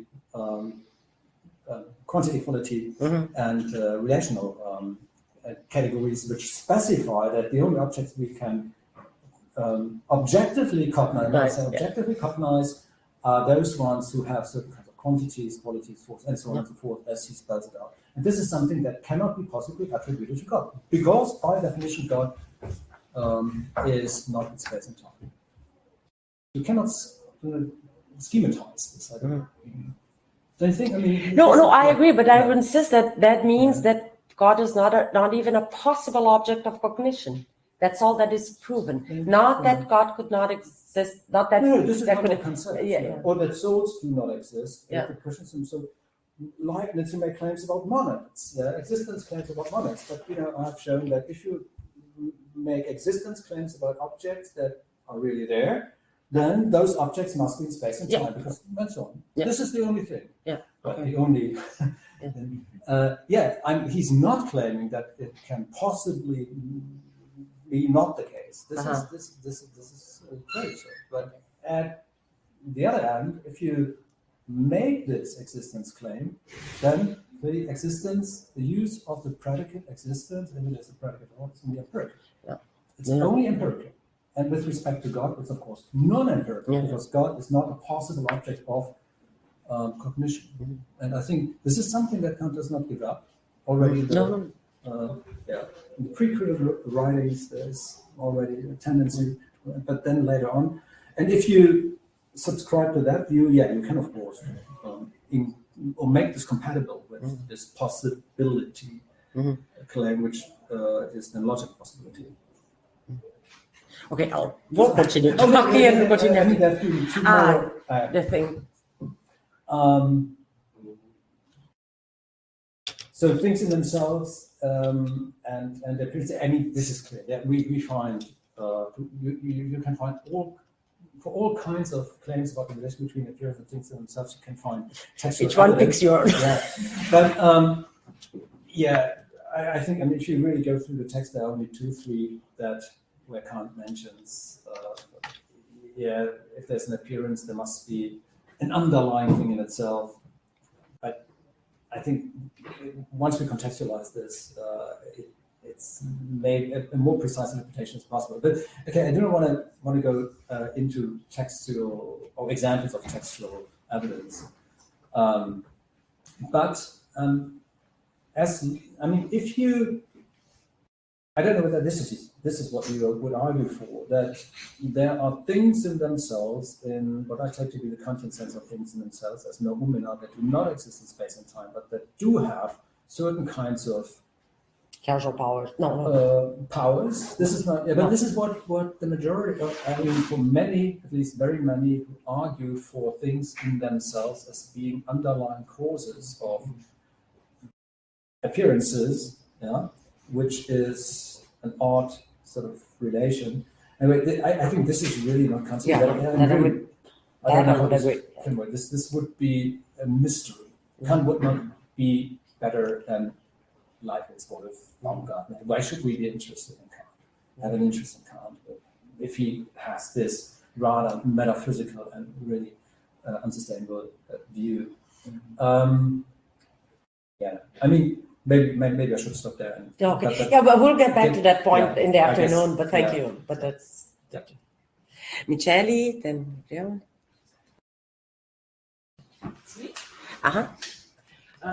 So first of all, thank you, Professor Heidemann, and thank you, Professor Sylvia, also for organizing this day. It's a very special day for me because I'm my 2 supervisors here, and kind of nervous. But thank you, Professor Heidemann, for your talk. It was very nice to see, and I think it's some kind of response to the ones who keeping asking us, why are you still on the history of philosophy? Well, because of that, because we have to insist to say that the terms are not coming from nowhere. They have a history, and you just give us an example, a very a good one to respond to those people's. Thank you. So I have questions, but one in particular is about your second claim about the difference of the criterion, the epistemic criterion, about the difference in the transcendental realist and the empirical realist. I'm not sure if I understand, but what I could keep is that your the claim that the empirical realist is claiming that that don't exist causal inference from inner to outer sense. You can claim that there are direct cognitive access to the external world. So I'm thinking that if this claim is committing Kant with a kind of non-conceptualist view about intuitions and concepts. I'm not that sympathetic with the non-conceptualist view. Not with all because there are differences, but I wanted to hear more about your specification of that passage from no causal inference from inner to outer sense through direct cognitive access to external world. If we can do this, why we should be committed? Why this is committing Kant with some kind of non-conceptualist view? Because it seems to me, if that is the case, we don't have then the conceptualist view, all the kinds of the conceptualist view are excluded. We cannot, if Kant is saying that, is making that claim, we cannot have a conceptualist view about relation. Okay. Yeah, thanks. Yeah, this is of course a very good question, which basically is cognitive immediacy implicates somehow conceptualism about perception, at least, which I do not see. I mean, I can see your point, but it's not so clear to me that there is a direct connection between perceptual immediacy and conceptualism. The first point, yes, you're right. Much more would need to be said about Kant's claim that the fact that space and time are forms of sensibility or intuition is a sufficient proof for epistemic immediacy. This is true, I would say. So he's what he's saying in the fourth paralogism is not enough. It's not sufficient to make this point. He later on, in order to sort of show the superiority of empirical realism over transcendental realism, is simply to point out, transcendental realism, is entangled in inconsistencies, and then later on leads to the antinomies, and that's simply the reason for why transcendental realism is false. And since they are disjunct, empirical realism and transcendental realism, then of course, because it's false, empirical realism must be true. So this is a little bit what it looks like, but that's of course not enough. Kant would need to show in detail, and we could, of course, and I think there are the resources in the transcendental aesthetic and in combination with other sections from the transcendental logic, analogic, where we have maybe arguments for perceptual immediacy. Not in fourth paralogism. Okay, that's the one thing. So this is what I think is exactly correct. Then the connection between immediacy and conceptualism. I mean, I didn't say anything about non-conceptualism, but this can be connected, of course, and must be connected. But I would, why is it that immediacy, so perceptual immediacy, is by the same token a claim about conceptualism, about perception. Do you mean because it involves claims like there is something, so you have then concepts, involve conceptual determinations already, or maybe I can.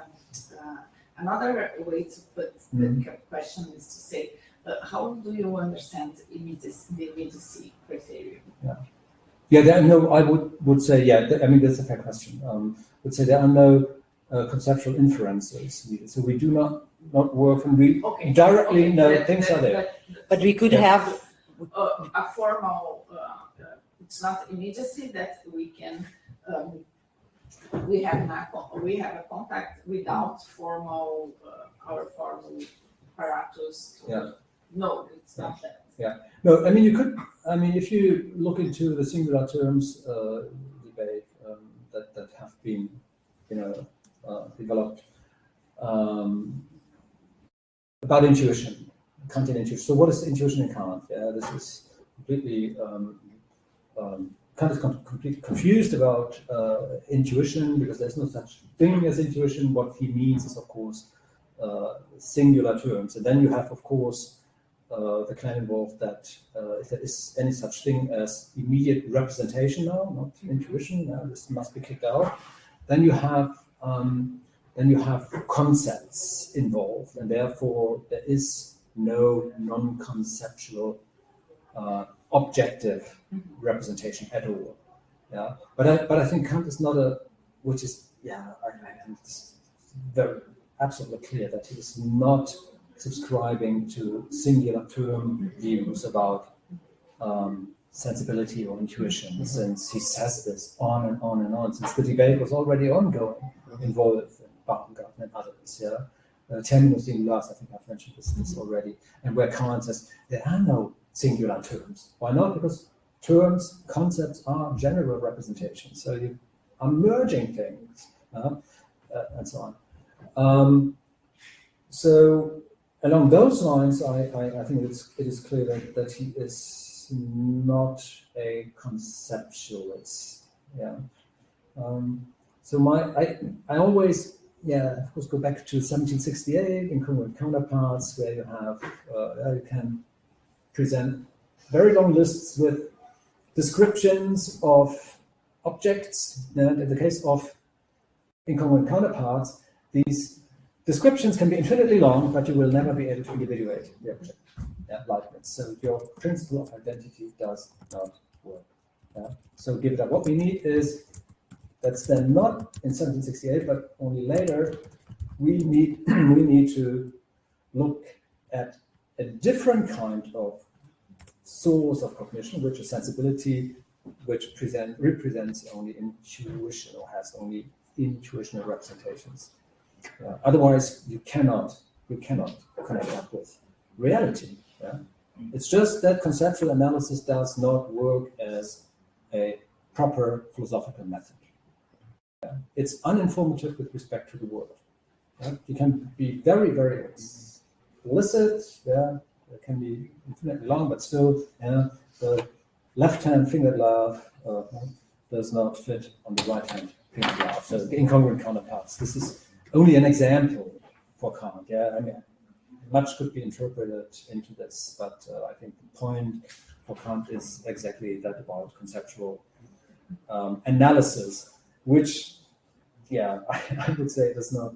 It's a good point for non-conceptualism, but this maybe concerns another debate now. Yeah, but immediacy is a criterion that means that we do not need to have an extra inference from inner to outer because we directly know.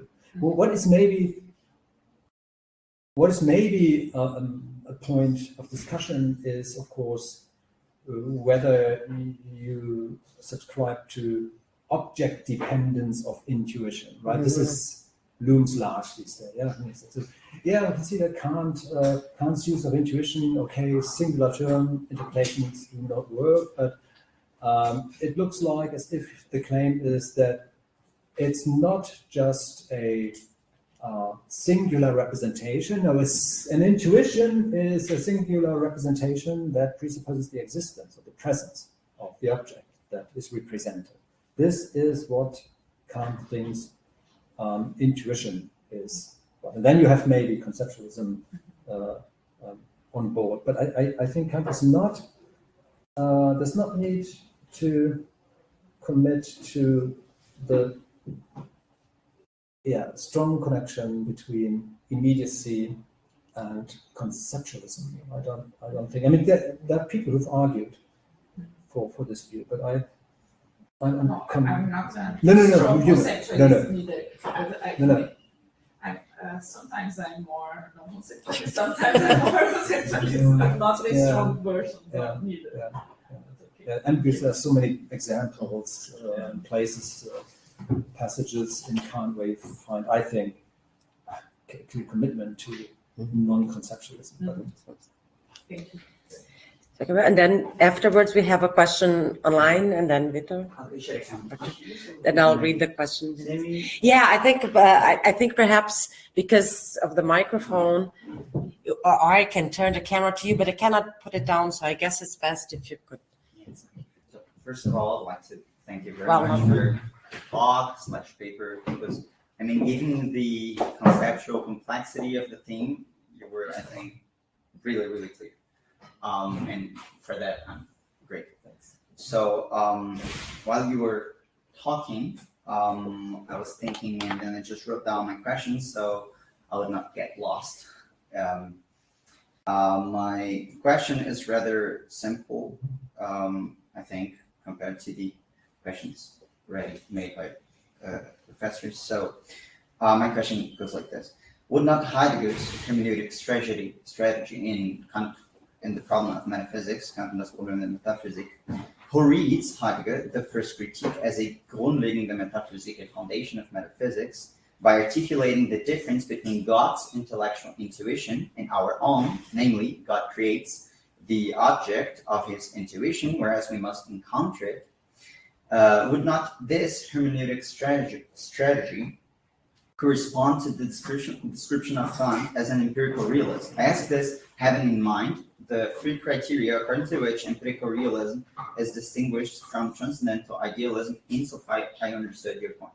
So, first criteria, ontological independence. Beings, according to Heidegger's reading of Kant, beings are independent ontologically of our mind, giving the difference between God's intellect, who creates the thought, the object thought by him, and ours, whereby we realize, according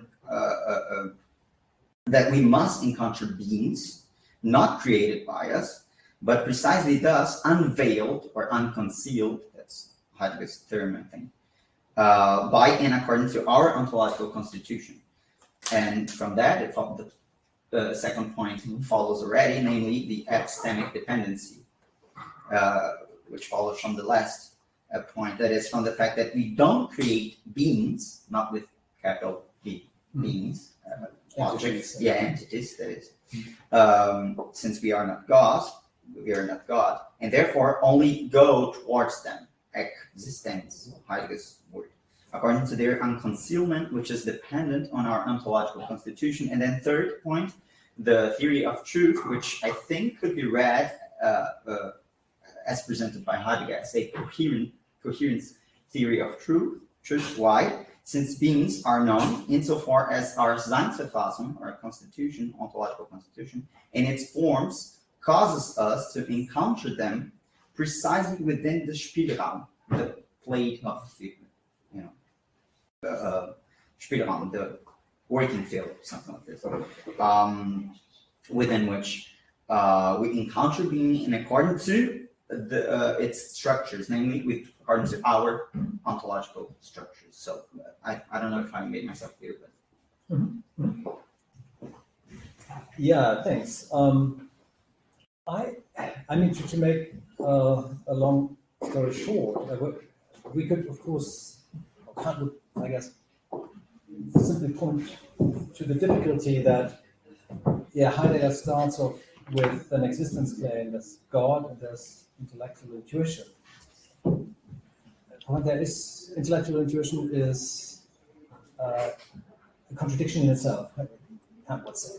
So we can, of course, metaphorically work with it, but we are not even capable of understanding what intellectual intuition is, since it's the combination of discursive and non-discursive reasoning. So, in that sense, if you with Heidegger start from this claim, Kant would already say,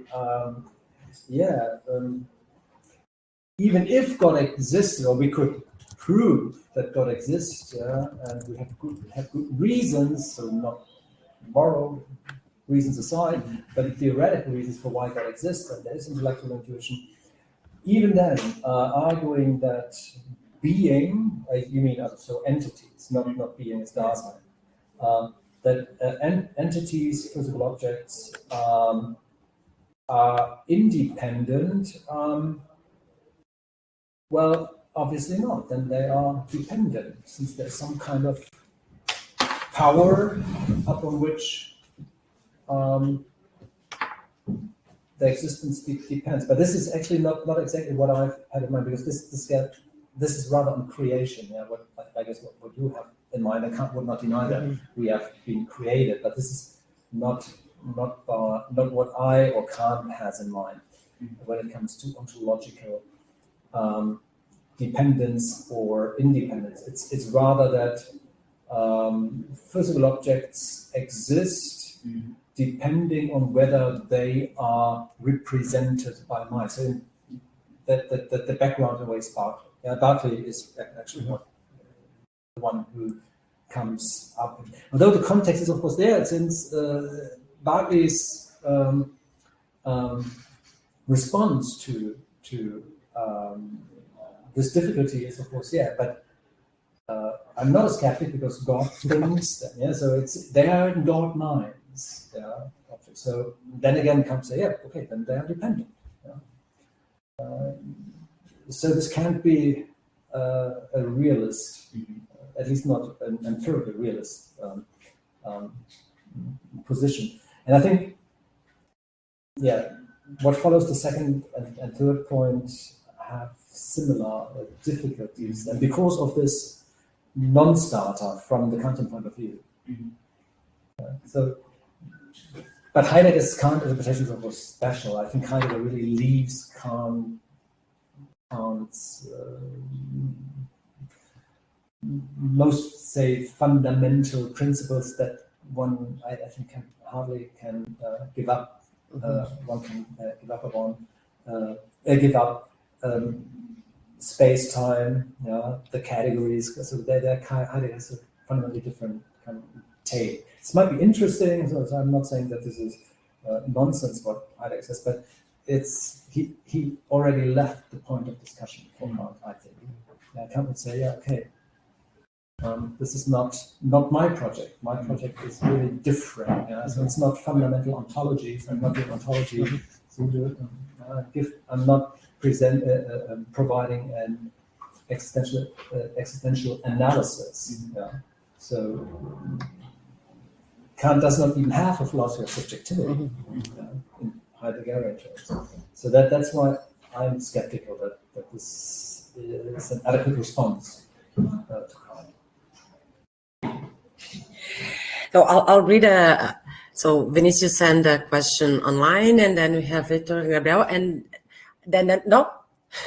Okay, I would also keep short because it's already noon, but I'll help. I think you can read it. I don't know if you can read it, the question is there, but I'll read it aloud anyway.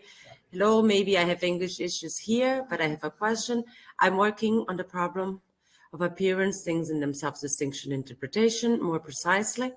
If it is a distinction between two worlds, objects, or two ways considered, as Allison, for example, argue, in your framework, Professor Dittmer, can we say that the position that argued that Kant's distinction represents a distinction between different worlds, objects, is result by trying to understand his distinction in a transcendental realistic view?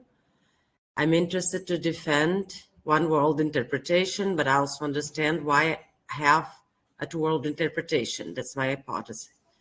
I would like to hear about it and what you think about the subject. If it helps to be more clear, I'm thinking, for example, about Jacobi's problems of affection, problem of affection. Seems that he understands Kant's distinction with the view on differential cause that you mentioned characterized transcendental idealism. Yeah, I fully agree. This is exactly the case. I mean, starting with Jacobi. Jacobi's criticism is not very convincing. I mean, Jacobi is interesting, so, but he's sometimes he's really sharp. But in that point, I do not find him convincing at all, because Kant would, point to exactly that reason. Yeah, so Kant's use of affection, which has always been used as a counter-argument and an inner contradiction that we find in Kant, is of course a criticism from the perspective of transcendental realism, Kant would say. So this kind of affection I have not in mind. Yeah. We are affected not by things in themselves. Things in space and time. No, yes, I agree. In space and time, yeah. Which, and I'm fully in line with your interpretation, with your suggestion, namely the one worldview. I think Kant is in that terminology that has been used now for a while. He's a one-worlder rather than a two-worlder. I find it also very unconvincing how to make a two-world view intelligible or compatible, like the reasons that I've already mentioned. But there are, I mean, if you think of Lucy Allais' one-world interpretation, I think it's a brilliant book, really. I think it's false. It's a consequence, but it's a brilliant book. It's really worth reading, and in order to really penetrate the different options and interpretations, it's worth reading. So everybody must read it when it comes to the questions that we've just been addressing. But the problem is with her interpretation. So Kant is a one-worlder, but there are two objects. There's a two objects view in it, or at least there are two kinds of properties. Yeah. So there is, maybe that's to put it that way is better. So there's one object, but there are two kinds of properties. Properties that we can perceive, that we have access to, and then there are the kinds of properties that we do not have access to. And her point is, this is simply because those are appearances, and if there are appearances, then there must be properties that do not appear, right? So this is it's much more complex, and she has very good points. I'm not denying this, but I think, and I have criticized her for this in other publications, and she knows it, and so the strategy I think is not convincing, because she avoids the two worlds interpretation for obvious reasons. Yeah, she really comes to the point. 1, 2, 3, 4. Those are the problems. So I go for one worldview, but she then reintroduces the two worldview under a different heading into the one worldview. So the different heading is now there are two kinds of properties. Yeah, you have properties that we can have access to, and then there's another kind of property that we cannot have access to. And then the big question is, and then she has other kinds of ontological commitments that she must make. There are simple substances. There's a kind of unperceivable substance that we must, of course, assume as the carrier of those properties. Because if you argue for, okay, there are properties that cannot be perceived, then of course you must somehow by application have a carrier, a bearer, or whatever substance, and that's what she says explicitly. And then still you must come up with a theory that explains how an in principle, unperceivable property that has then some kind of properties that, do something. Yeah, that you must associate some kind of activity to those properties. Otherwise, it doesn't make sense to come up with properties. How do you know? Yeah? If they are inaccessible, how can you make any kind of positive claim, cognitive claim, objective claim that these properties are there? Yeah? And this is an objective claim. It's an existence claim. There are properties. There are properties that do exist, but I cannot have cognitive access to them. And at that point, the story is over for me. I think this is fundamentally incompatible. It's an interesting view. I'm not saying that this is just a nuts interpretation. No, not at all. It's interesting. But I think really from the Kantian point of view, Kant would insist, if you make an existence claims about these properties, then you must be able to make a list, and even harder in the sort of scientific sense, that must be quantifiable. Yeah, you must be able to spell this out in the physical sense, the sense of physics. What are the powers or forces associated with these, and so on and so on. This is obviously something that you can do if you claim we do not have cognitive access to these. So in that sense, the one worldview is something that I would fully subscribe to. And these two properties view that we have in manifest, there's manifest reality, which is this, and then there's reality that is non-manifest, and this is represented by these properties that we cannot cognitively access. This is an existence claim, in a nutshell.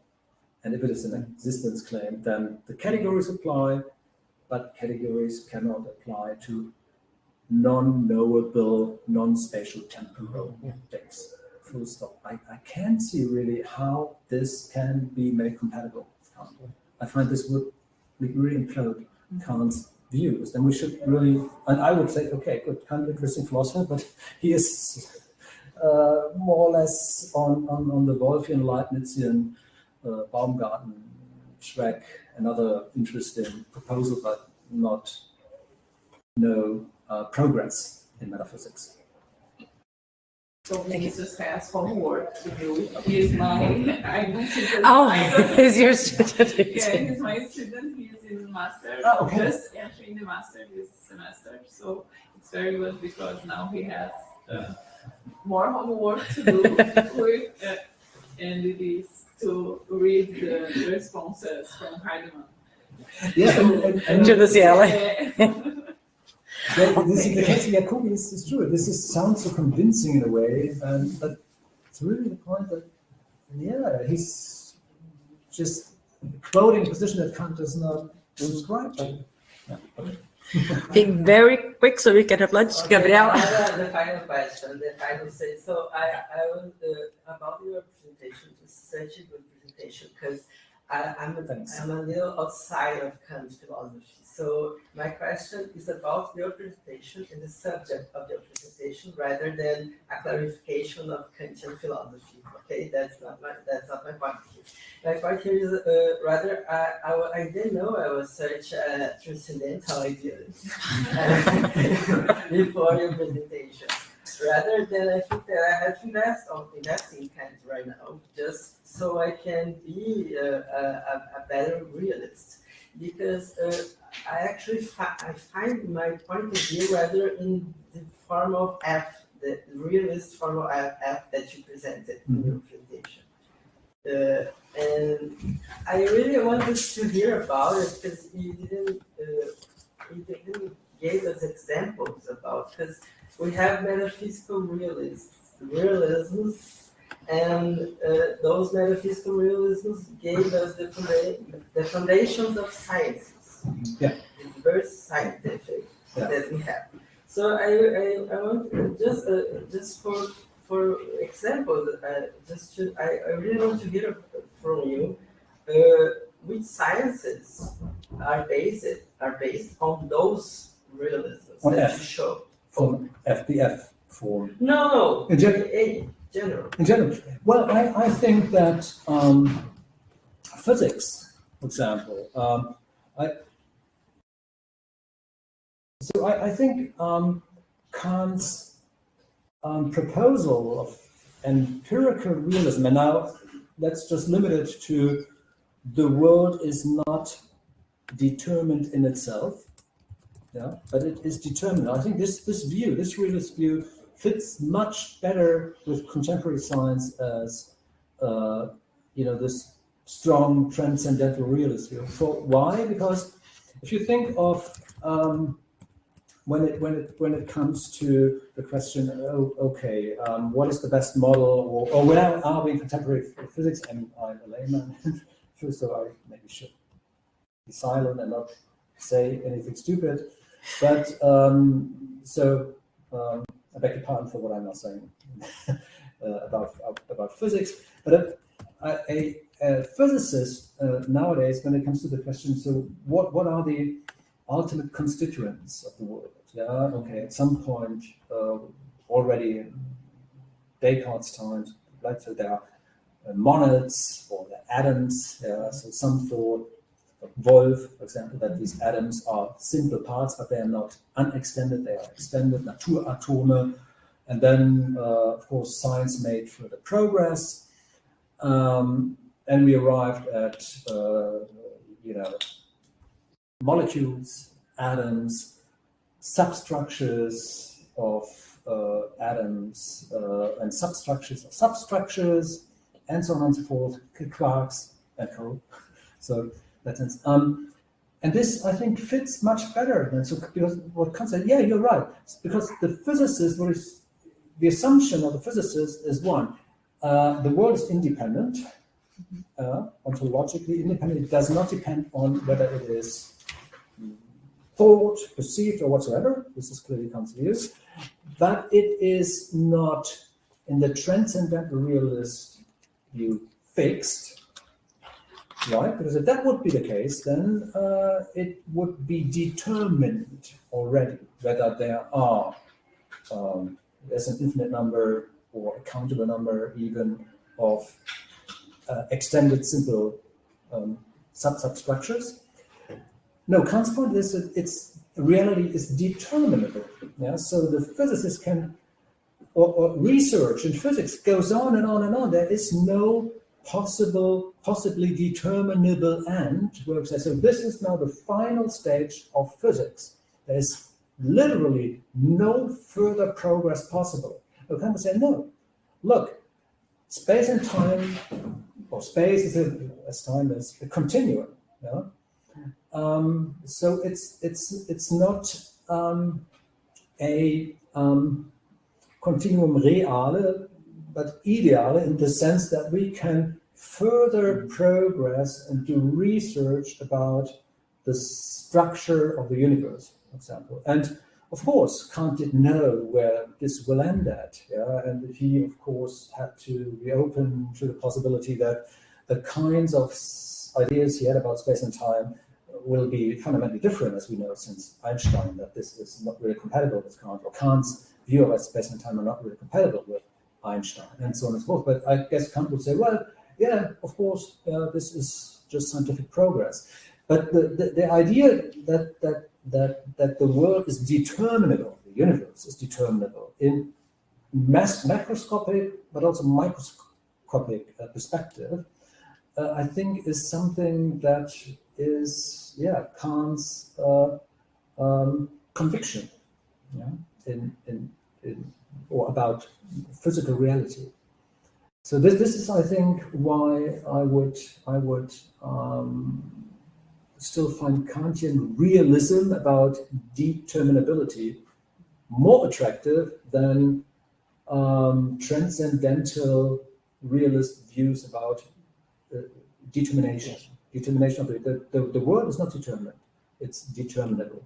We can determine it. That's the point. And so we do further research and determine it, but we cannot assume that it is already determined. That's the point. Maybe to be a little more precise, right? Because in that case, one would say, then why not just do conceptual analysis? And we find out. It might take a long time, but we just analyze, the concept that we're going to agree on that describe reality as it is. We analyze these concepts. Maybe we need to do a little empirical research. No, we must do empirical research in order to make progress and determine what the world is. But this only under the assumption that the world is determinable. And there's good empirical evidence for that the world is not determined, but determinable. Maybe something alongside. I don't know whether that was. Thank you so much. Okay. Thank you very much for the questions, for the debate. Thank you again, Heinemann. I propose we meet at 2:30 to continue the mixing with ours so that we can have lunch calmly and coffee and everything. I'll send a message. If somebody has already left, I'll send a message online for those who have enrolled. And we start at 2:30, okay? So, thank you.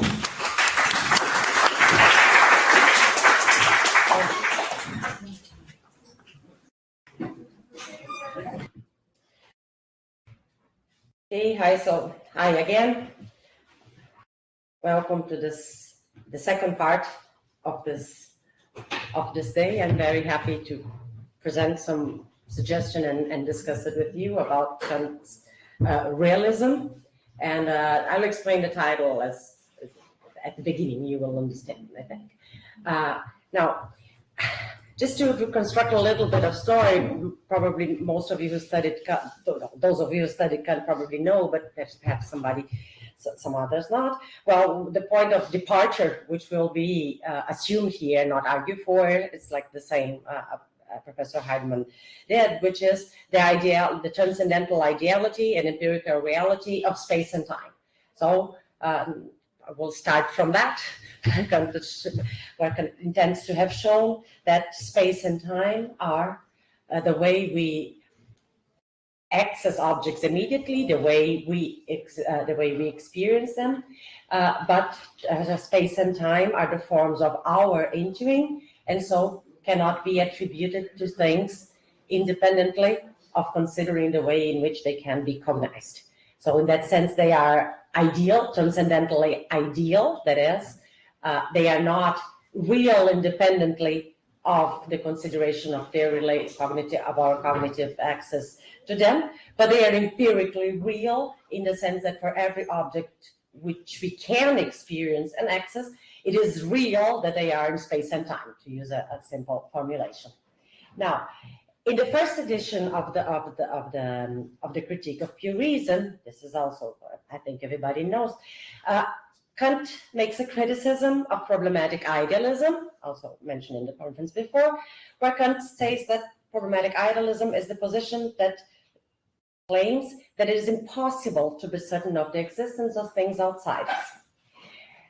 When Kant criticizes the argument offered in favor of this impossibility of being certain that things out of us, out of our minds exist, he distinguishes two senses of out of us, things which are out of us in the transcendental and the empirical sense, where something transcendentally external or out of us would be something that exists as a thing in itself distinct from us.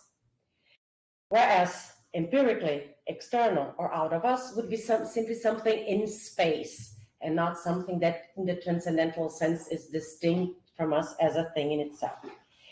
And in his answer to the argument offered by the problematic idealist, he says that empirically external objects in space, are just as empirically internal objects, that is to simplify our states of mind, what we think, they are also transcendentally internal. They are also internal in the transcendental sense, and as such, as representations, their existence is as certain as those of our inner representations, in the sense of our, let's say, what is in our mind. Now, in the review already mentioned, the Fedegate review, which is made of, which is published about the critique of pure reason, Kant is identified as an idealist, according to which the only certain existence would be of thinking beings and representation of thinking beings. Now, in the Prolegomena, which Kant writes after, he is surprised with his accusation of being an idealist in this sense. And in the second edition of the Critique, 6 years later after the first, he completely changes the session on the paralogisms, in particular the fourth paralogism, and the fourth paralogism seems to have, it's hard to see the connection with the previous version, and he introduces in the analytic, not in the dialectic, what session he calls refutation of idealism. Now, this has led many people to think that on the first edition, he intended to prove the certainty of things distinct from us by the critique of the four paralogisms, simply by saying that they are in us, and that given the critiques, he realized that that strategy was not good enough, and he reformulated, and that also leads to think that perhaps he thought that he had to prove the existence of something transcendentally external or external as a thing in itself. And so there's many people try to read the new refutation of idealism as providing a proof that something is distinct from us in the transcendental sense as a thing in itself. And in that way, well, I'm a thing in itself, this table is a thing in itself. Well, not as a table, not me as a human being, but they are two transcendentally different things. And thinking that otherwise he could not in any sense have be called a realistic. And then I use the quotes, the translation of the quotes of a colleague from Rio, where he states this tends to lead to two blocks of solution for the problem of realism in Kant. One would claim, well, that actually it's not that realistic, would be Pedro called phenomenism, not only him, many people call him that, but I will use his formulation, the interpretive line of the Kantian refutation of idealism, for which refuting idealism means exclusively proving that objective phenomenal representations exist in an objective space, okay? But how to understand that is a problem, we'll get to that.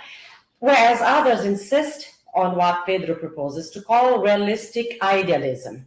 It would be a reading that sees at some point in Kant's refutational project the conviction that one can only refute the Cartesian material idealist by proving that all phenomenal and representational externality, things in space, rest on the basis of an extra representational effective existence, where this would mean, this is not part of the quote, but it's clear from the formulation Pedro is using, that would depend on proving something extra representational in the transcendental sense. Well, that would be the second object. The idea would be, though, not after all, everything could be thinking beings and their representations.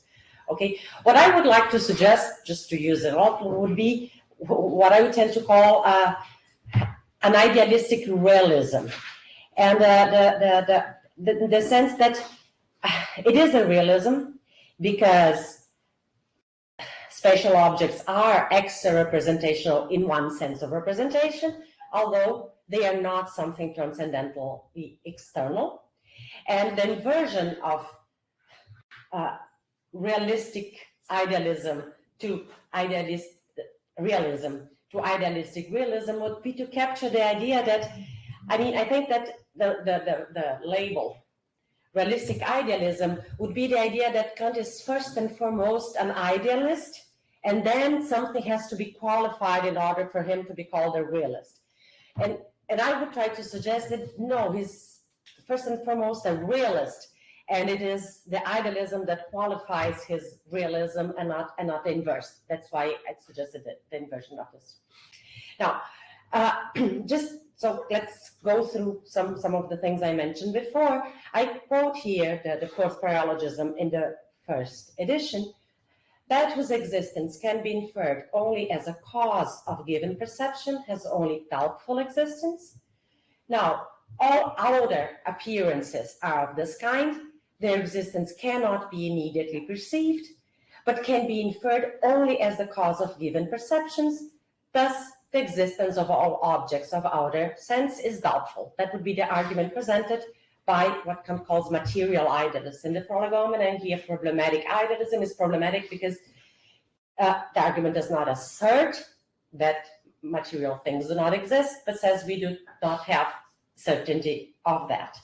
So, and he calls then, and it is important to emphasize what he calls problematic idealism, this uncertainty, I call the ideality of outer appearances. And the doctrine of this ideality is called idealism, in comparison with which the assertion of a possible certainty of objects of outer sense is called dualism. And I'll insist on the word dualism.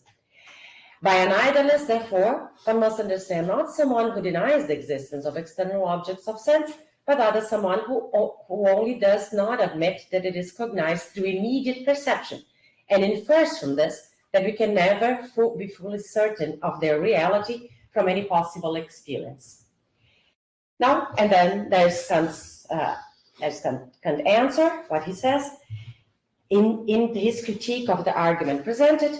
But since the expression outside us carries with it an unavoidable ambiguity, since it sometimes signifies something that, as a thing in itself, exists distinct from us, and sometimes merely something that belongs to outer appearance, then we will distinguish empirically external objects from those that might be called external in the transcendental sense by directly calling them things that are to be encountered in space.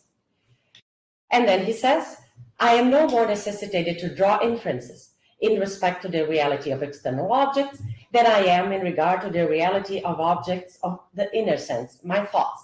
For in both cases, they are nothing but representations, the immediate perception, consciousness of which, is at the same time a sufficient proof of their ideality. So there are two senses in which things can be called representations, and in the transcendental sense, things in space are representations, but for that very reason, we immediately access them, because after all, they are representations in the transcendental sense. That seems to be that is the vital argument, but what other thing is to see what happens. Then, as I mentioned, after being criticized and identified with an idealism like that of Berkeley, for instance, in the prolegomena, Kant says the following: idealism consists in the claim that there are none other than thinking beings. The other things that we believe, we perceive, and intuition are only representation in thinking beings, to which, in fact, no objects existing outside these beings represent, which seems to be at first face what he had said in the first edition.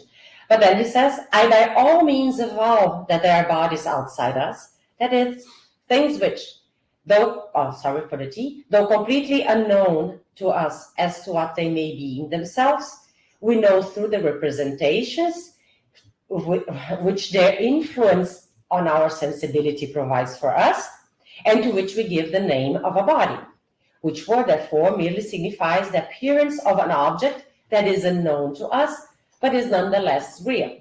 Can this be called idealism? It is the very opposite of it, which continues to. So we might be surprised by Kant's surprise. Now, what happens in the second edition? I just mentioned this. What happens in the second edition? So you can see how different the formulation is of the fourth paralogism. that I distinguish my own existence, that of a thinking being, from other things outside me, to which my body also belongs, this is equally an analytic proposition. Doesn't matter for us here, but for other things are those that I think as distinguished from me. But I do not thereby know at all whether this consciousness of myself would even be possible without things outside me, through which representations are given to me, and thus whether I could exist merely as a thinking being, without being a human being. So that seems, at first sight, it seems to talk about another thing than he was talking before. And then he, as I mentioned, he introduces the new section, a new section called Refutation of Idealism, which explains in the preface, the only thing I can really call a supplement, and that only in the way of proof, is what I have said at B 273, in the form of a new refutation of psychological idealism, and a strict proof, the only possible one, I believe, of the objective reality of outer intuition. Now, so you can see that we might tell the story that he realized, well, my argument to prove that the existence of other things, the reality was bad. That's something, it changes the fourth paralogism, it changes all the paralogism, but the form of the others remain practically the same. This one is completely different. And then, okay, I have to tie a new way to prove this. And then a further step is to say that perhaps he wasn't satisfied with his insistence that we cannot prove the existence of something transcendental and distinct from us. And this may also be suggested, or should be separated. This may also could be suggested by some reflections, as for instance this one. Also, the idea of the persistent must go to that which contains the ground of the determination of time, not get into the details, but not with respect to succession, for in this there's no persistence. Now, what matters to me here, consequently, only in that which is simultaneous must the persistent lie, or in the intelligible, which contains the ground of the phenomena. So it's easy to read that the persistent must be on the ground of the phenomena, on the intelligible ground of the phenomena, and not the phenomena or appearances. Okay?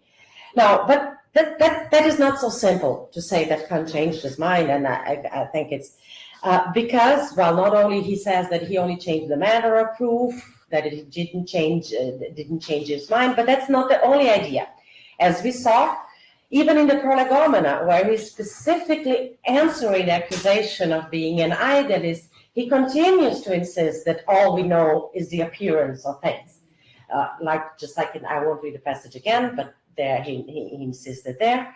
So in another place, I try to argue that if you use some logical conversions and substitutions, we could see that actually what he had in mind in the first edition was the same thing he made explicit in the fourth. I mean, he only wanted to undermine one specific ground that could lead us to doubt the existence of external things. I mean, the fact that they are that we need an inference because they are transcendentally external. And that's so my point, I don't, that's one of the things I would like. I know you don't think that the strategy is successful for the same reasons, but I think he actually never intended to be a proof of the reality of things in outer space. One, that are the two reasons for that. One is that he says that we will later deal with dogmatic idealism, which is saying that it is impossible to exist things in space. So he had refuted problematic idealism. Why would he later have to deal with dogmatic idealism? And the other one is that, I'll see to that, he seems on the criticism of the fourth paralogism in the first edition to be assuming that the material of our representations comes from outer sense. But I will not deal with this point here with the question of the fourth paralogism. Okay, but then if we accept that, assuming that what Kant meant, let me see what I have, assuming that this is what did I say? No, assuming then that all he did in the first edition of the critique is to undermine this argument that because we do not have immediate access to objects because they are in another place, assuming that that was all he meant, and then with what could then be the proof that there are actually things in space. I think in the first edition he was assuming that. Okay, I did not quote here, but he says, oh, it is enough to prove, to know that it's enough to be certain of the existence of things in space because our imagination cannot create them. But he does not argue for that. He never argues for that in the first edition. But he does argue for that in the second edition. So I think that what I'd like to say is that I will not defend that here, I'll just indicate. I think that all he does in the refutation of idealism is to prove this, is to prove that inner representation depends on the outer representation. That is, that what is empirically internal depends on what is empirically external. And that is not meant to prove that there is something that is transcendentally distinct from me, that there are things in themselves distinct from me. And I'll just quote some of the passages of that refutation. The representation of something persisting in existence is not the same as a persisting representation. For that can be quite variable and changeable, as all representations are, even the representation of matter, while still being related to something permanent, which must therefore be distinct from all my representations and external. But this is always external in space, which is made clear by how he formulates the theorem that he intends to prove. The mere but empirically determined consciousness of my own existence prove the existence of objects in space outside me. So things in themselves are not things in space. So I think that's all he's trying to prove even in the second, but I won't try to reconstruct the argument. And then again, in the prolegomena, where, as I said, he's trying to distance himself from idealism, empirical idealism, or any sort of idealism in the sense of the existence of things independent of our representation. He says that our outer perceptions not only do correspond to something real outside us, but must so correspond, also can never be proven as a connection of things in themselves, but can be proven for the purpose of experience. Okay. Now, if we have that, then we could press again, as Kant has pressed, and that's why leads some interpreters to think that he has to prove a distinction of things in themselves, to lead to the following question. Well, and what if, from the point of view of things in themselves, it's not all one thing, myself and my representations, from a transcendental point of view? How is this a realism in any sense, if after all, perhaps for the point of view of things in themselves, that could only be me and my representations? Okay, that's the question I tried to suggest an answer here. But before that, there's another point I'd like to touch briefly. It is the sense in which we can say that the existence of external objects is proved by their immediacy or sorry for the translation there, I did it too quickly. But in what sense we can say that we can immediately be certain of the existence of an external object? Now, why do I? Sorry, I wanted to have no. So that let us recall the argument the problematic idealist offers in the first edition. I'll read again so we have in mind. That whose existence can be inferred only as a cause of given perceptions has only a doubtful existence. Now, all outer appearances are of this kind. Their existence cannot be immediately perceived, but can be inferred only as the cause of given perceptions. Thus, the existence of all objects in outer space is doubtful. Now, For reasons I cannot develop here, we have the following. So now we have as the major, only what is immediately perceived is doubtful as to existence. And we have to take into account that Kant thinks in all the paralogisms that the major is true in all possible senses, independently of in what sense. So let's keep that in mind. I cannot argue for this here, but he says that. And of course, given the distinction between two senses of external or out of us, we would have two senses of the minor. Empirically transcendental objects are not immediately perceived, and transcendentally external objects are not immediately perceived. Now, Kant refuses the truth of the minor A, of the first. That's what he insists, empirically external objects are immediately perceived, and that's why it does not follow, the uncertainty of objects in space does not follow, but only empirically, because it only holds empirically. And he insists on the truth of the minor, transcendentally external objects are not immediately perceived. Now, each of these claims, I mean, the falsity of minor A and the acceptance of minor B poses problem. Now, the acceptance of the second one is the main point I would like to deal. Now, why don't we only infer that transcendentally external thing, something transcendentally distinct from us exists? Why it's not an inference, and if it's an inference and subject to doubt, why isn't it subject to doubt? How can it be called a realism? I'll deal with this in the second part.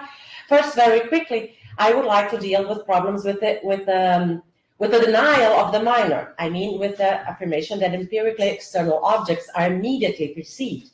Why exactly does it mean to say that this is not, that the existence of external things in space is not known by inference, but is immediate? Why is this important? Because of the evident case of illusions. Of course, the fact that I have, let's avoid calling it an intuition, whether it is an intuition or not, but if I have it's a perception or if it's not a perception, if I have an image of something, and this by itself cannot assure me that I have the object I imagined or perceived, because of cases of illusion. So we cannot be that every time we have something that from our point of view is indiscernible from a perception of a thing that actually affected me, we cannot distinguish between those cases by the perception itself. So in that sense, the fact that I have a representation of a thing before me in space, it does not follow that there actually is this thing in front of me. And Kant is perfectly aware of that. Now, what we have to do is we have to use reasoning from effects to causes, and that's what Kant seems surprising. Now, this is something that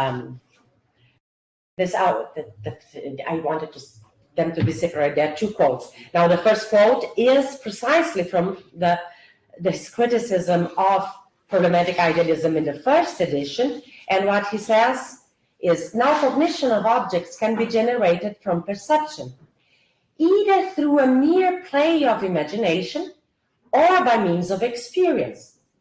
And then, of course, there can arise deceptive representations to which objects do not correspond, and where the deception is sometimes to be attributed to a semblance of the imagination in dreams, sometimes to a false step in judgment, in the case of so-called sense deceptions.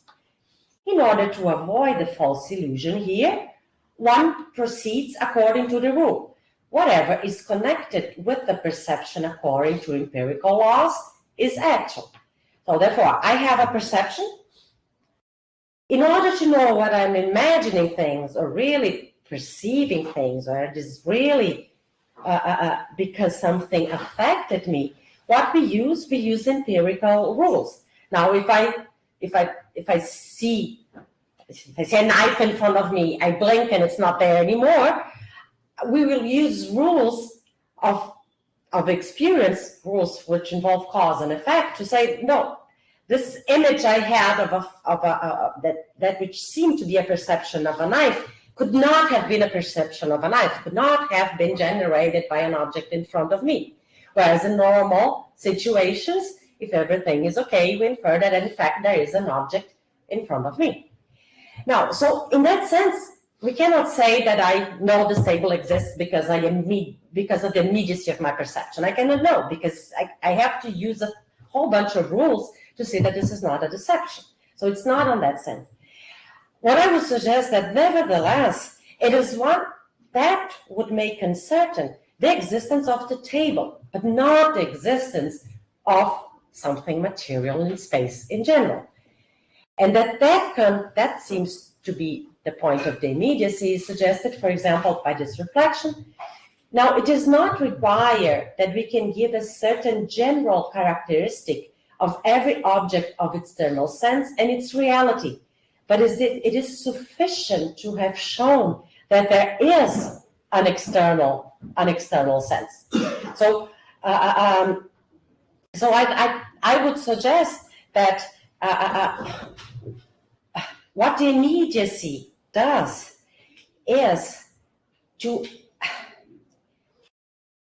make sure there's not an unbridgeable gap between our cognitive ability and something material in general, but not that it attests the existence of a certain individual thing, because that would make no sense.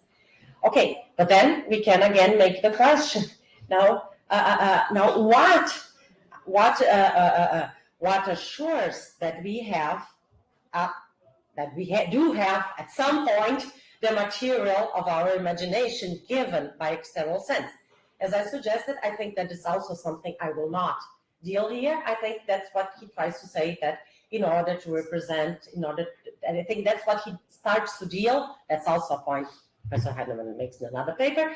I mean, that's something he had not dealt in the first edition. I think he was assuming, okay, this is obvious. And that was one of the reasons why he was so surprised to be called an idealistic in this sense. He was taking for granted that the material of our representations is given by outer objects. So that is one thing. But what I would like to deal now is with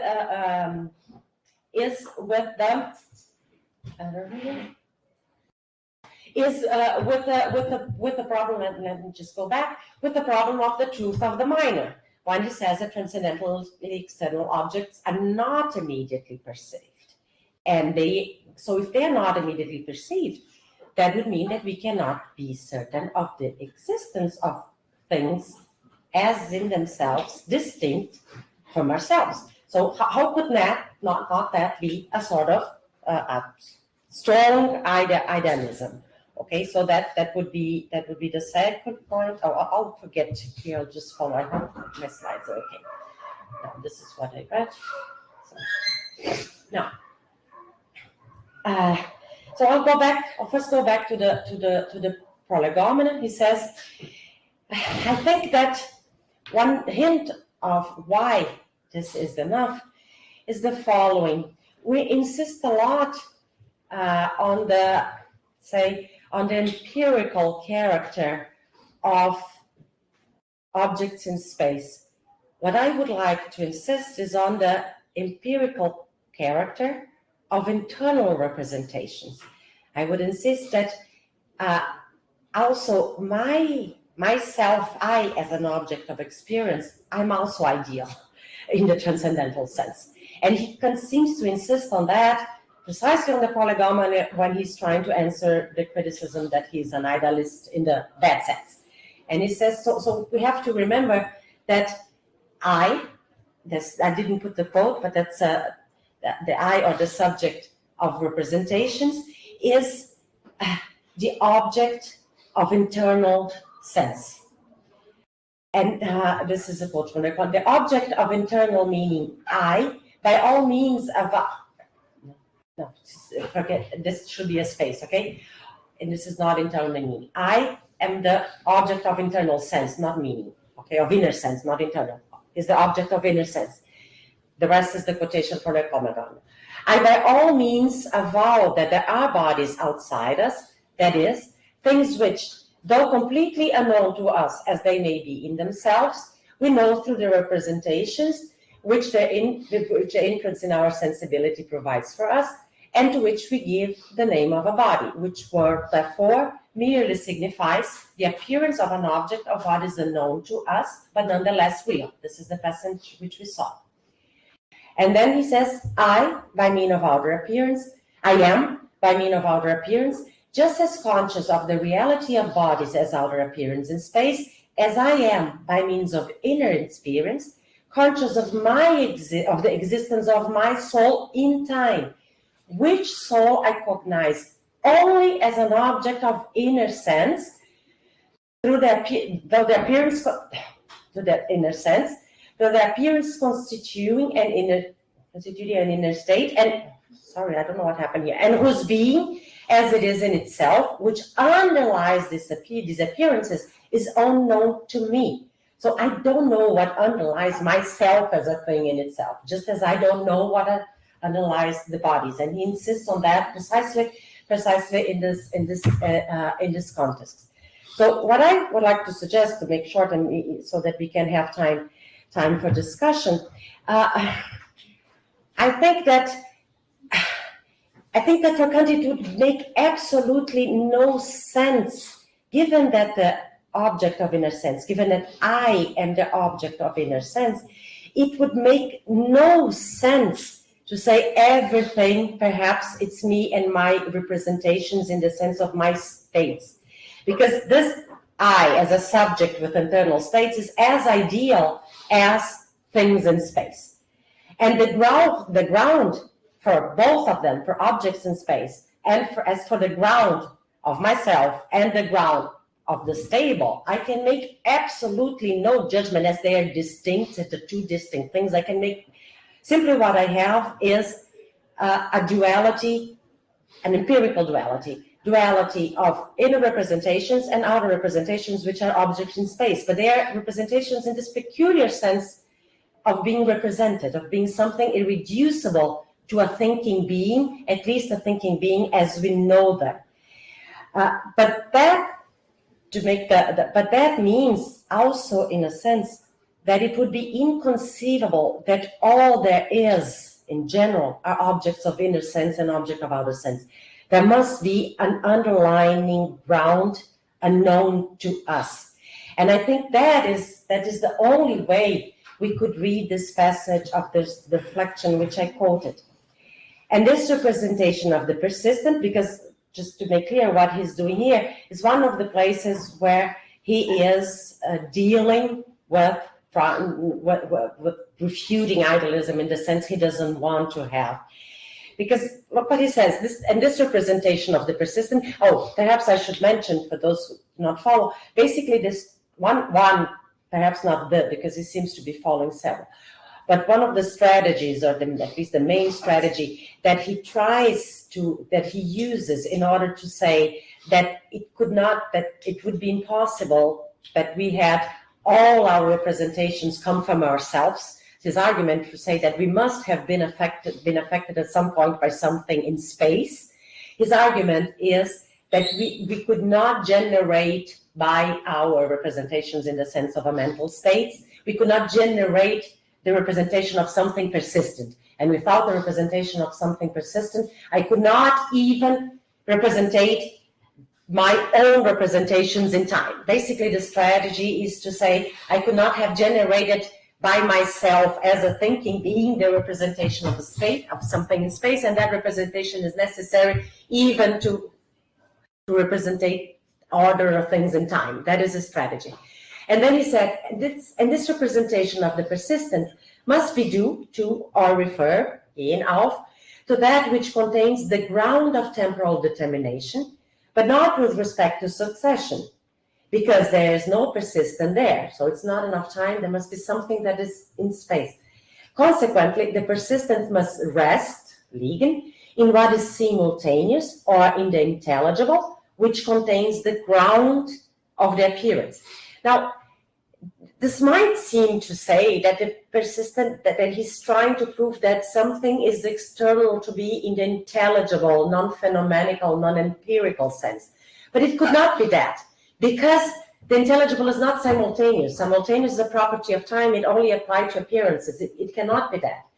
So my suggestion is that this is a sort of way to say it cannot be that all there is are thinking beings and things in space. They all must be manifestations of something that is absolutely unknown to us as it is in itself, so unknown that I don't know if the ground of what appears to me as myself and what appears to me as the stable are distinct things or not. I simply cannot know of that. All I know is that there cannot be only thinking beings, because they depend on something in space, and so we have an empirical dualism, and therefore the absurdity of saying that perhaps all that exists are thinking beings and their representations. That simply wouldn't make sense without something that is not representation in the sense of a thinking being, at least as beings as we know. So that would be what I would like to test with you. Thank you very much for your patience. And sorry for the problems here. Right? Okay.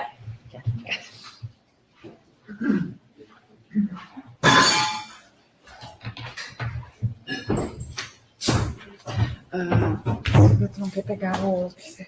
Ver se tem alguém. So maybe... Quem sabe a gente... Bom, você fica cuidando ali, eu olho aqui. Quem sabe vamos deixar o Heidemann perguntar primeiro sobre isso. Sim. So, I can make the list and I'll check if someone is there. So, please. Yeah, thanks for the talk. Yeah, obviously, so we agree on many things. On something, points we disagree in a way, but there's maybe also a question of terminology or. But so what I like in particular is that you point to the major, what I really take to be the major argument of the refutation in deduction is the content dependence of it. I think this is Kant's true argument of the refutation. Yeah. And this has been, as I say, mostly overlooked. There are all kinds of, I don't know whether you did follow the Chicknell-Dicker debate. Yeah? The Chicknell and Dicker. Oh, okay. So the papers. So some of them, not all of them, but yeah. Yeah, so they're interested. I think they're just completely off the Kant's. Actually, since Kant says it himself. Yeah? So the only thing that I can point at is that inner sense is the spot where we are empirically conscious of our own existence, which is not possibly independent of that which is given from outside. And outside is in space. Yeah, and so this cannot stem from space, from inner outer sense itself, since we are cognitively empty, so to speak.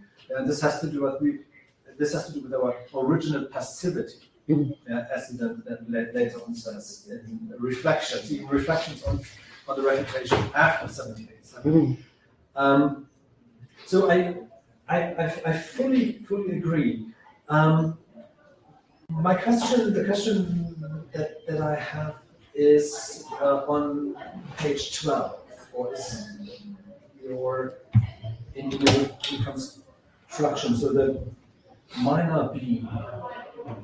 I have closed the page. And it again.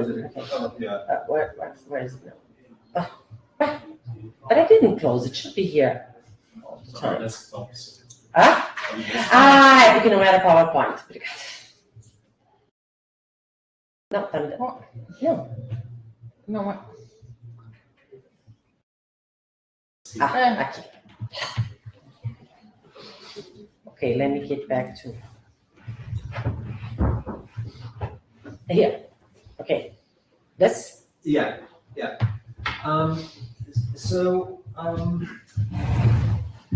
transcendently external objects are not immediately perceived, the point is that the causal relation between the inner and the outer. So the outer is causing, producing a mental representation in me. No. That we cannot know that. I mean, sorry, I interrupted you. Yeah, no, that is the argument of Kant's diagnosis of the kind of realism that he takes to be a no-go. Right? It is transcendentally real, so the cause, since we possibly cannot have causal, empirical laws that could explain how the external cause and the inner effect hang together. This is only explainable within transcendental idealism because we have the dynamical relation, right? So between cause and effect, and in case of the trend of transcendental realism, there is a non-dynamical, so to speak, because the cause is ontologically of a completely different kind, and we cannot even know, possibly know what it is. So I got the impression that you think this is something that Kant himself subscribes to. Exactly what? Since the underlying, the underlying ground as that which explains inner experience, although he's not saying inner experience in the first edition. But so is this just about clarification? So do you think this is what Kant rejects, or is this what Kant still holds onto? So I think this is but what exactly would be rejecting? I think he always sustain the minor B. He's always he will be. I think precisely because of that. Now, why? Now I know the existence of this table by an inference from effect cause. I immediately, because I need those inferences in order to know that I'm actually perceiving and not imagining. When I'm perceiving, I'm in an immediate relation. But I need an inference to know that there's a table and it's not an imagination. So in this sense, the existence of the table, I know from inference to cause, because I cannot know whether it is a real perception, whether it's caused by a little perception or by a play of imagination. And then I use empirical rules. I use basically the analogies of reason to know that, to determine what was the cause. What? Those are not empirical. No. I mean, use empirical laws according to the analogies of experience. I mean, and the postulates now. What is connected? He says what is actual or effective or real is what is connected with sensation according to the rule, to the principles of understanding. So in order to determine whether something exists or not, I will use rules of cause and effect and all of that in order to say, okay, this is real, and the knife I just saw here, it's not real. And so it is, in a sense, but that is an inference from the effect to the cause. But it is legitimate because it is empirical. It's all according to empirical laws, and it has the certainty that all empirical laws have. Not more than that. We make mistakes. I don't know a priori that the table exists or anything. But precisely because I don't have rules to say what I can. So I have rules to say what in space caused my perception, if it is a perception, my imagination, if it is imagination. For that, I have empirical rules of cause and effect. I have a legitimate inference, as legitimate as any empirical reasoning can be, but it is legitimate. That's what we do. But I cannot do that with the ground of what appears to me as a table. Just to have any reason to say that the ground of what appears to me as a table is different from the transcendental ground of what appears to me as myself. that in a sense, that is a stronger idealism, perhaps. I think that must be that. But I think he never returned, he never reviewed what he wrote. That all I can know is that there's an empirical dualism. It cannot be that all are souls in the sense of thinking beings as we are, because we cannot explain how we think without a material, because we have the specificity. So it cannot be that all there is that. But that's also empirical, because the only access from the theoretical point of view that I have to myself is to an ideal I, transcendentally ideal I, because the time.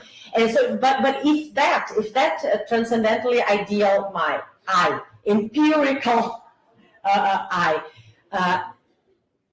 does not suffice by itself regarding something empirical in space, then I cannot be all there is. There has to be something else. But there has to be something else than the empirical I. If there's something different from the transcendental I don't even know what could a transcendental I be from the point of view of theoretical philosophy, at least. So, and that I didn't get the quote there. It's of course it's from the first edition of the Paralogism. There's, well, from the empirical point of view, pneumatism is false, materialism is false, dualism is true. But from the point of view of things themselves, I have no idea what grounds them both. I have no idea. But I don't know. I think the resistance would be that I think this. I'm afraid that is an idealism perhaps stronger than we tend than we would like, because it's saying, okay, it's not possible that everything is I and my thoughts from an empirical point of view, but only that is not. I cannot say that as things in itself, the ground of myself is different from the ground of the stable, and that in a sense I'm okay with that. but I don't think. But if it's not that, if it's not that, then I don't know how we could. How could we? Well, I don't think I can say more than that. I don't know if it's a bit more clear. So perhaps I should put it this way. That's why I think we have to admit that there's something that we don't have any idea what it is, but it's not something that could be in space and time. There has to be an intelligible ground.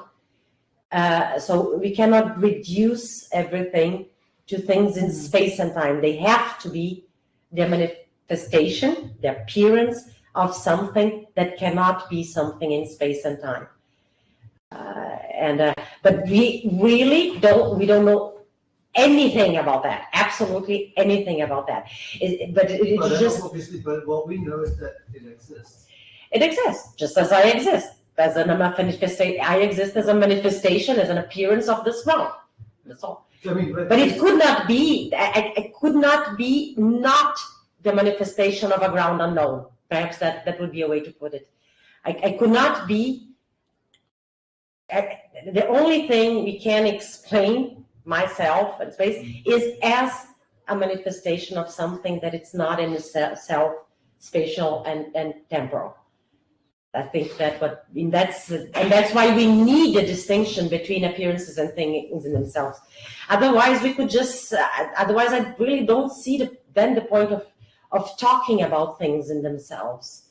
It's not another object. I mean, not another object created by my perception in time. I'm not, just as the stable is not another object I created by its. So in that sense, it's not phenomenism. In that sense, that we have an object there, and then what I create when I put in space, and I have my transcendental ground, and then I have another object which I create when I put myself in time. It's not that, but it's in the sense that the whole thing would not make sense unless we assume that there's something that in itself it's nor in space nor in time. And But that, I mean, I could give you a whole list of quotes. I think more quotes where Kant really is clear. At least that's his claim. Maybe he's wrong about his own doctrine. Where it's clear that it is not possible to make claims about underlying unknown grounds that one exists and do have, since if it is a manifestation, then a manifestation must come about through something, some kind of power, a causal force that is fundamentally different from the causal powers that we know, right? Since the causal powers we know are measurable, yeah, physics does this for us, this is not what philosophy is, but then there is some kind of causal something that is fundamentally different from the kinds of things, and this sounds so much like you know the kinds of doctrines that it fundamentally rejects and that we find in Plato, maybe even in Aristotle, in classical what he terms dogmatic metaphysics. Then I'm asking myself, so what is he actually then criticizing? If this is his view, I mean, he is developing critical philosophy. So the critique of Metaphysica Specialis and Metaphysica Generans in particular, exactly for those reasons that philosophers make claims about unknowable things, and they inform us about the setup of these things like causal powers that are not the kinds of causal powers that we are familiar with, because physics spells this out. Physics does us a favor, so to speak, and spells those kinds of causal powers out.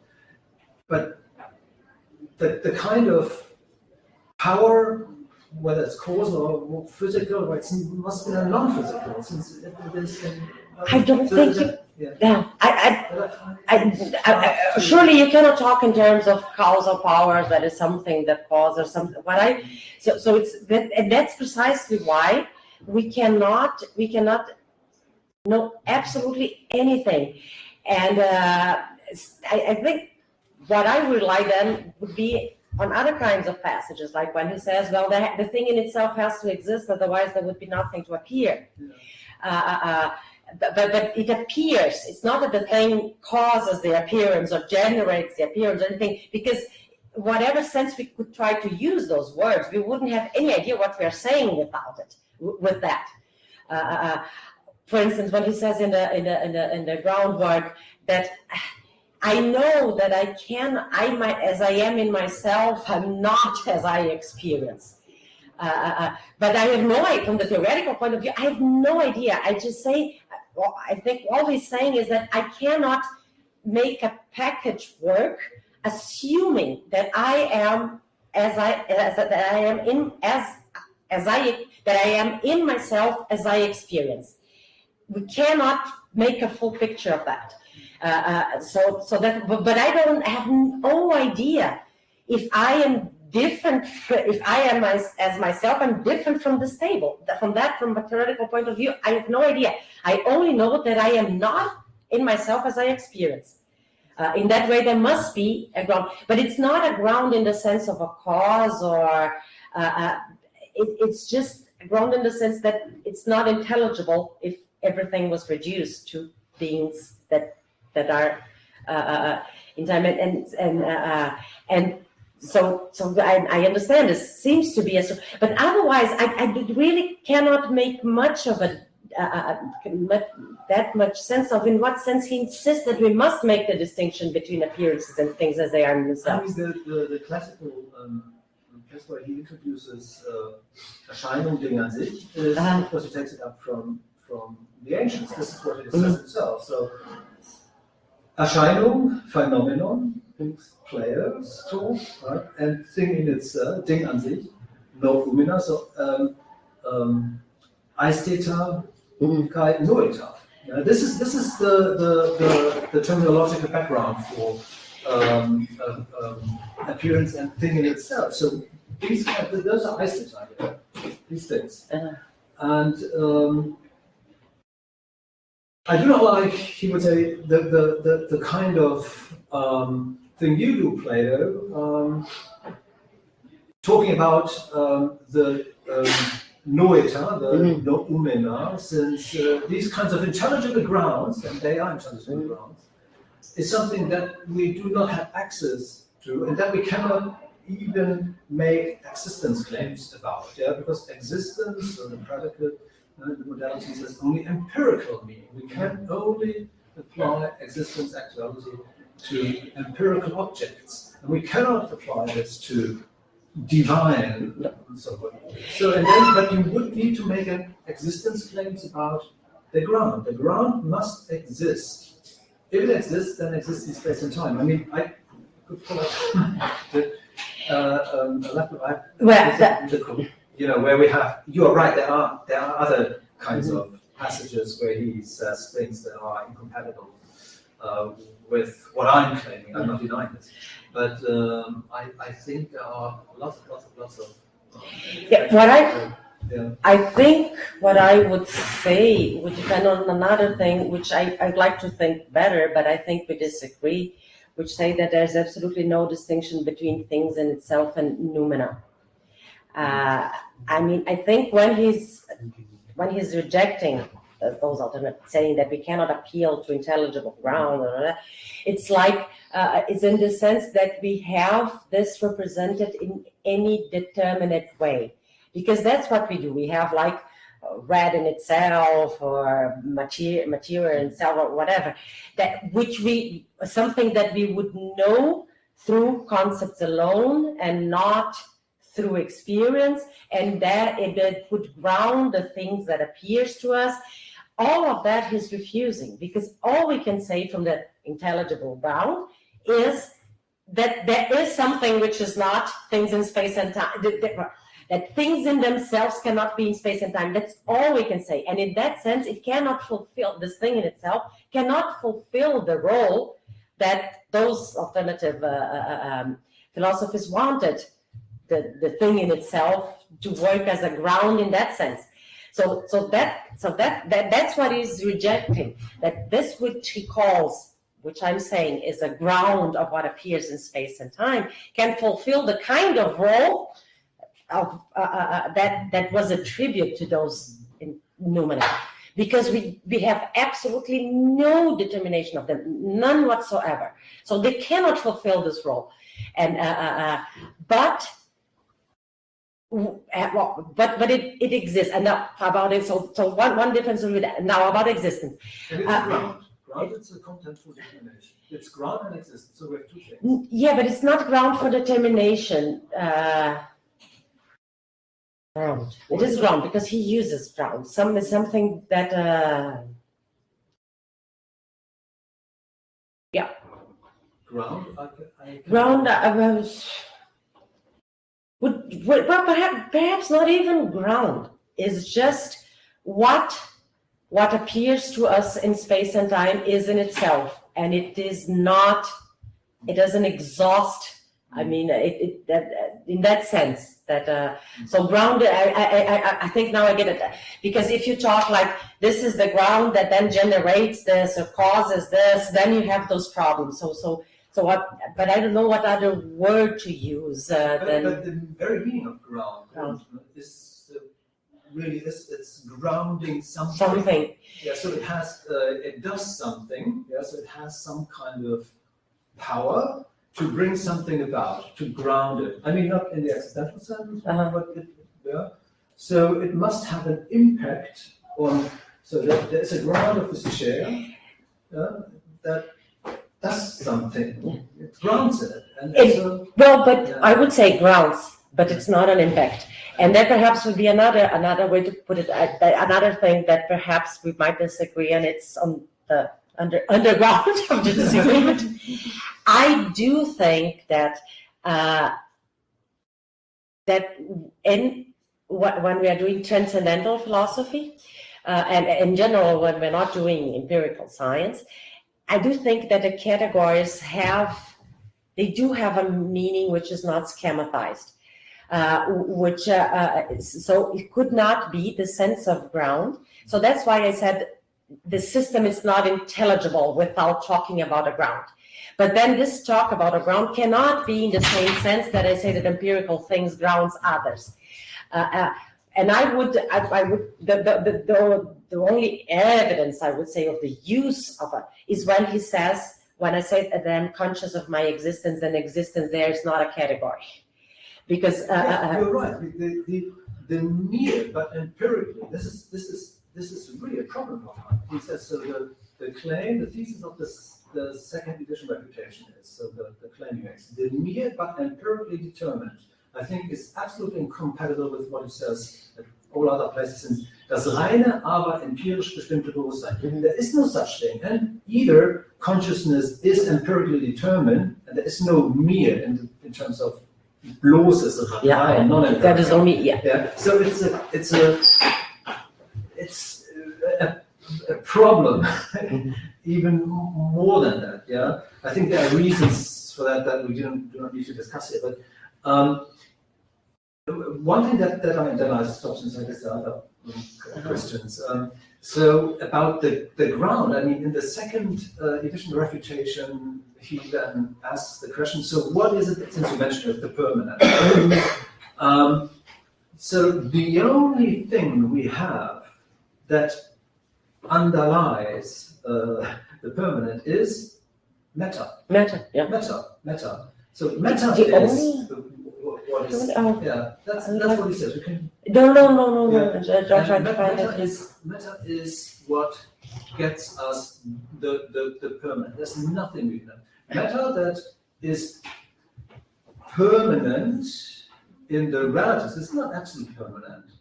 There's no absolute permanence per duration or whatever. It's only in relation to soil, in relation to the sun, he says, right? It's the solar system that he has in mind. The sun is permanent relative to our location here on Earth. And so it's, what is it that we do have here? Matter does the job. And only in that relation, this is, so to speak, the ground. That's why I'm saying that. This is the underlying, but matter is in space and time. Well, but then he also insists that matter is only the manifestation of something unknown to us. That things in space, well, it's a very tricky, actually, I write fast, but it's a passage that is very, let me try to,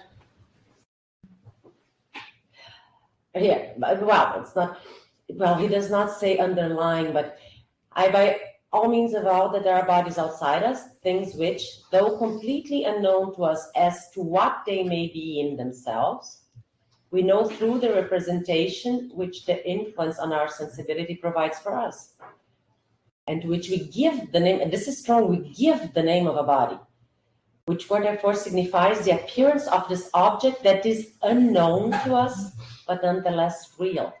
This is so there is something unknown to us. So it cannot be matter. Matter we know. Yeah, second edition refutation. I think there are many things he says. Oh, Paragoma, I hate Paragoma too.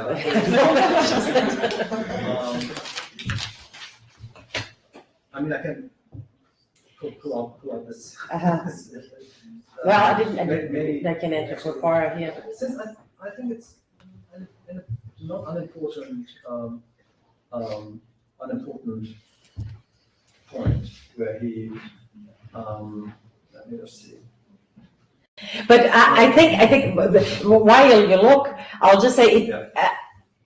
I would be fine with that because I think what he's limited in the refutation of idealism to prove the dependence of inner sense on outer sense. That is all he's trying to prove.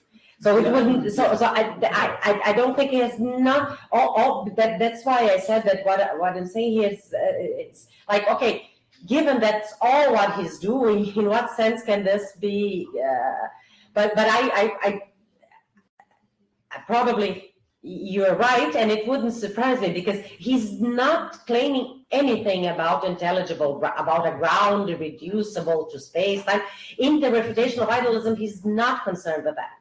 It's the least thing he's worried about. He's really solely trying to prove the dependence of inner sense on outer sense, and so it plays no role in this. I think what's underlying is this idea. I guess the disagreement is how we understand transcendental idealism. In this, I think it's more in that sense than on the refutation of idealism or in the critique of the fourth paralogism. I think it's more the thing on how to understand transcendental idealism, and what if anything allows us to speak in a way not ruled by the principles of understanding of ground, existence, and these kinds of things. I think it's Maybe just one final remark. I think you're absolutely right. So at one point in the many reflections that Kant works out after 1787 on the idealism topic, he says that so it is not or has not been my intention to provide a final proof. If there's someone coming up and denying, no, the external world does not exist, so in this rather simple way, you say, yeah, then I would not have anything against it. I would leave you, and that's why I continue. You need to stop doing philosophy, but I continue. And I think this shows that his project is not what has been termed Letztbegründungs. Yeah, so in contemporary or this branch of transcendental philosophy that we find in the Habermas, post-Habermas, after Letztbegründungs idea. So to really give this final proof that no one can deny anymore. This is not his intention. That's why I said, well, in our altar, we are finite cognizers and cannot produce the content of our representations ourselves. And we can continue later. But thank you. So it's time to questions. Silvia, maybe we should look if someone sorry. So if anyone. Eduardo. No, I don't think. At least so far. If anyone online wants to make a question, can just either write the question or write "I want to make a question" and turn on the microphone. So please feel free. Eduardo. Thank you very much for the presentation. I'm not a specialist in paralogisms, and so enjoy this opportunity to show some questions I have, some doubts, elementary doubts concerning these, more elementary doubts concerning this chapter of the critique of pluralism. One thing was, if we consider the static, transcendental static, there you have already the thesis that you have an outer sense, and but now if you turn to the paralogisms, you can think, well, it was already obtained in the transcendental aesthetic that you have an immediate access to things through an outer sense. Why do you have to delve once again? Why do you have to discuss again this thesis about immediacy of outer objects? Kind of one question. And if you have, perhaps related to that, Kant also has the way he presents the transcendental dialectics. He tries to say that you have a system of transcendental ideas, and he links each one of those ideas with distinct syllogisms and related to the paralogisms. You have the I'm listening. Okay, I just want. how was it again? The hypothetical for the cosmological ideas, the disjunctive for the theological idea, and for the categorical syllogism, right? For the idea of soul. You didn't mention this, of course, I did, at least I didn't recognize this thesis in your talk. Is there any relation between this the way you present this genesis of this transcendental idea of soul with I think there must probably there must be some relation to these issues that you are discussing now, but at least I couldn't see it very clearly in your talk. It relates to this. To the ideas. Yes, to the idea. Or do you think it's not a really important feature of his argument? And so this would be one thing, the transcendental idea. How do you see the transcendental idea related to the faculty of reason in the paralogism, and also the way it relates to the preceding discussions of the transcendental aesthetic, where he, at least it seems like, no, now we can take for granted that you have an immediate access to other objects because we have space as an other sense. Thank you very much. Yeah. Well, I'll start with the first question about why was it not all solved in the aesthetic? But it connects with your second question. Now, because well, first we should recall that in the first edition, he did not make claims he makes in the second edition about the dependence of outer sense on inner sense on outer, on the material of outer sense. So that's not present in the first edition. That only appears in the second. But huh? Even in the aesthetic, yeah. The parts where he talks about the dependence of that the material of our representation comes from outer sense. That's something he puts in the second edition. And I think precisely because that was implicit but not explicit in the first edition. So, but nonetheless, he keeps the paralogisms. But this feature he deals elsewhere. But then what?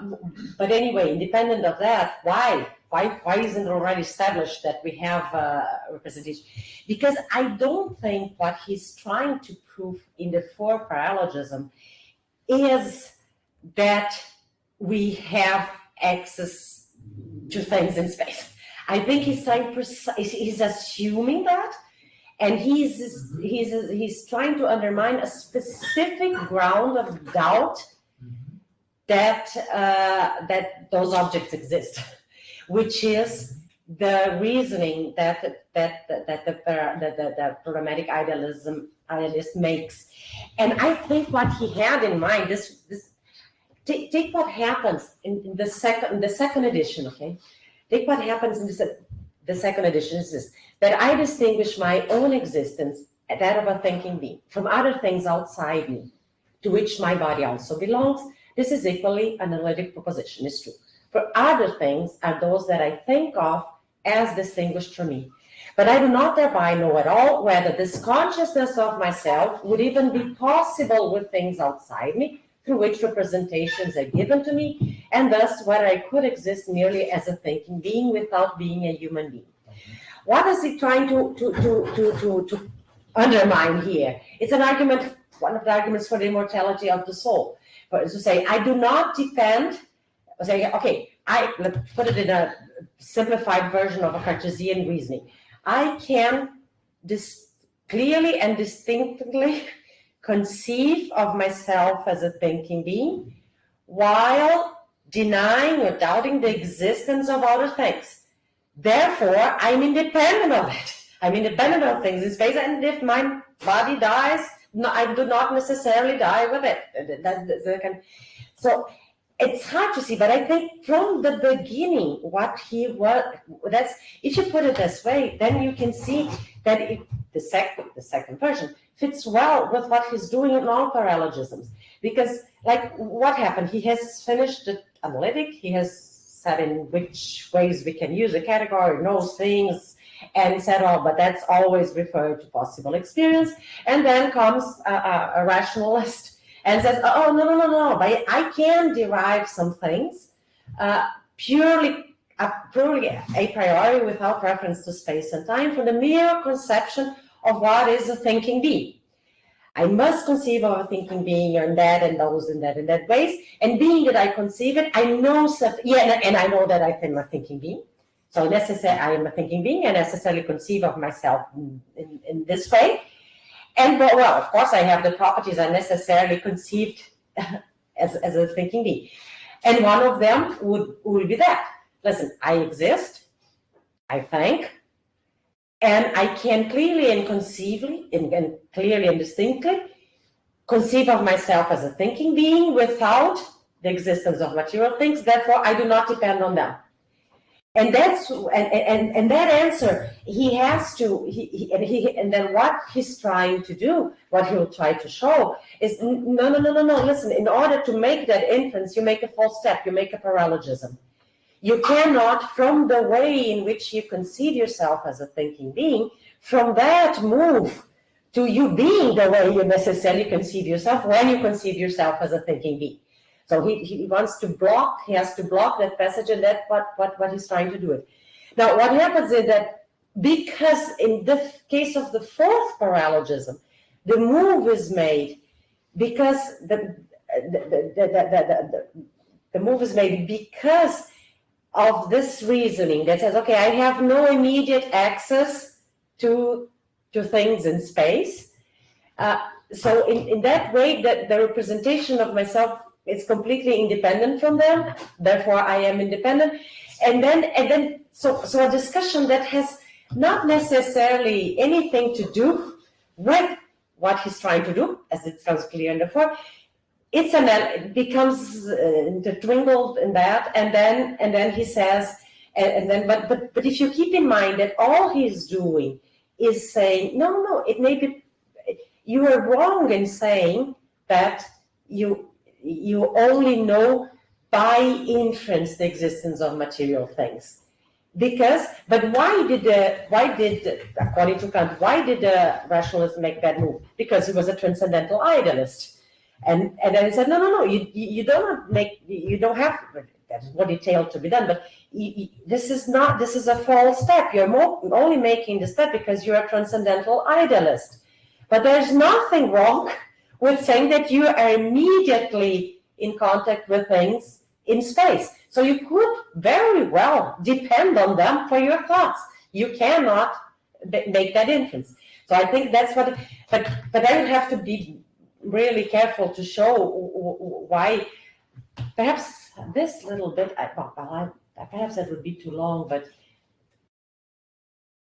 I think this is,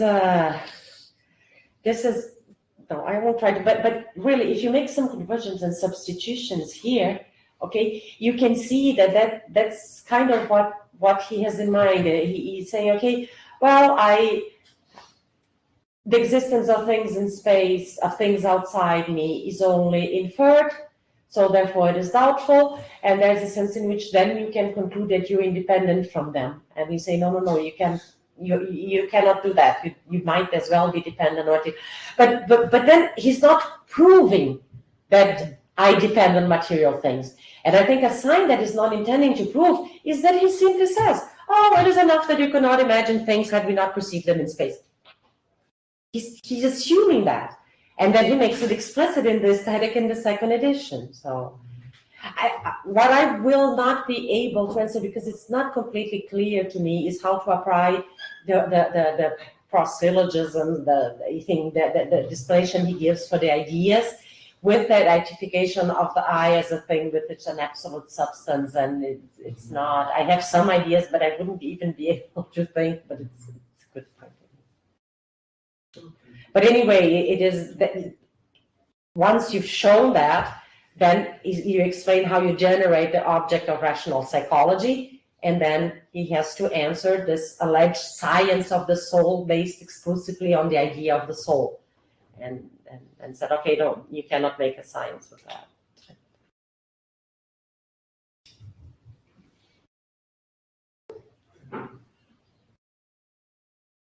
So, do we have time or? Yeah, 4 o'clock. Well, if there are questions, just if not, everybody must be tired. Yeah. So, Sylvia, just a little one. Do you think that in the first edition he had proved what he has proved in the B edition with the refutation of Idealismo? No, he was assuming. Yes, he was assuming. I really think, I might be wrong, but I think he was assuming.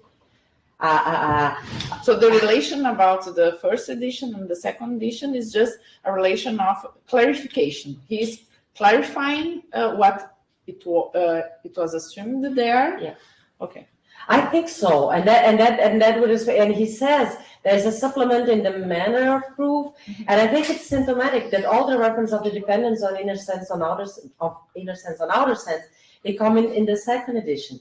And really you have this whole, it is enough that we couldn't have created by ourselves, and then we use empirical rules to see if it's real or not, and I think, but I think it's important that what exactly is his making explicit, what he is giving a proof is like I said, of the dependence of inner sense on outer sense. Okay. I think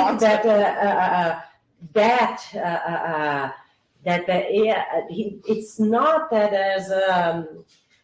there is something distinct from myself in the transcendental sense that he never continues not to intend to prove, I think. But I think that is in this bigger picture when he says, well, there must be something that in order to be appearances, there must be something that appear. I, as I am in myself, am not in time, those kinds of things. But that's not, he never, however he intended to prove that, if he intended, I think it's, I think we agree it's more like on what his, it would be inconceivable for him that it were otherwise, and it's not. So, but there's one thing he's making explicit that he was assuming, which was the dependence of inner sense on outer sense. I think that, so that's the new proof but he didn't change his mind.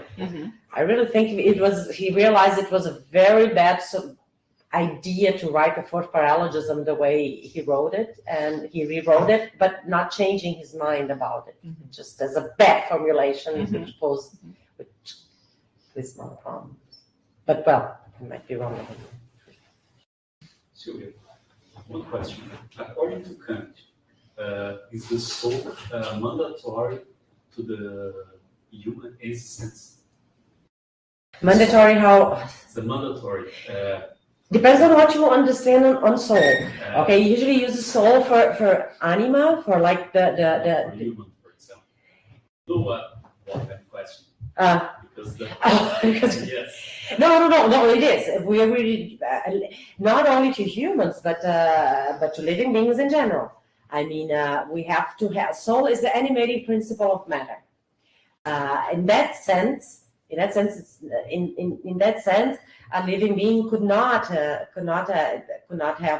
there could be no living being without the animating principle of a living being. In that sense, matter cannot move by itself, cannot so if there's something that animates matter, that's called the soul, which a table doesn't have, and so on.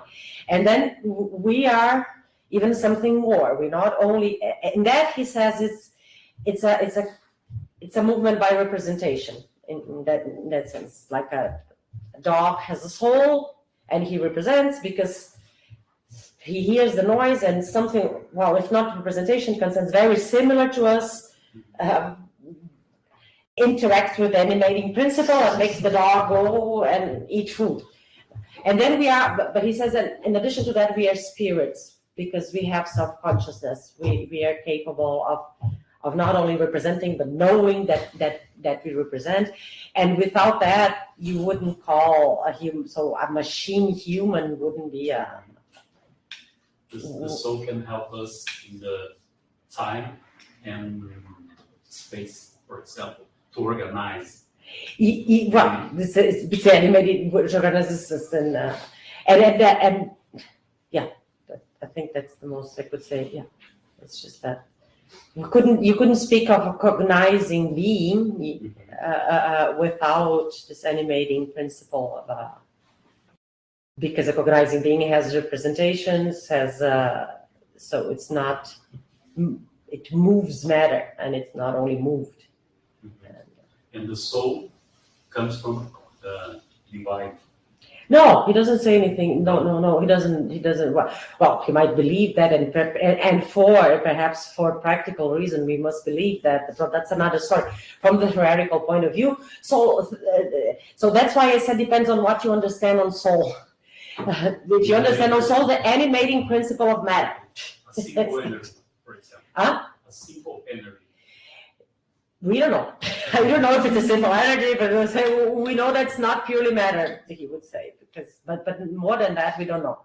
If it's simple, we cannot know if it's simple, we cannot know if it's created by God, we cannot know if it lasts ever we die. From the point of view of theoretical philosophy, we just say that it's something that animates matter, and it's not, I think, no? Irreducible to matter. He insists on that. Not irreducible in the sense that it could exist without matter. That he doesn't say. But he says that matter does not move by itself. Those kinds of things. You cannot. That's why you cannot explain organisms in general by purely mechanical. So he insists that is irreducible. And I don't know. Let put aside organisms because at least for us, I think he has a point that we cannot, you could not explain a thinking being as we know ourselves purely with matter. In that sense, it's irreducible to matter. It does not mean that it's something that could exist without matter. And actually, we could not. We, as we know ourselves, without matter, we wouldn't have the matter which we think, we wouldn't think. So there wouldn't be thought, there wouldn't be I, there wouldn't be anything without matter. I don't think he would say that pure. No, he would not say that pure matter could think. By definition, he could not. But without matter, there wouldn't be a thinking thing. At least as we know. Perhaps there could be a thinking thing, but because a thinking thing for us is someone who has thoughts which are conscious of in it through inner sense, which depends on outer sense.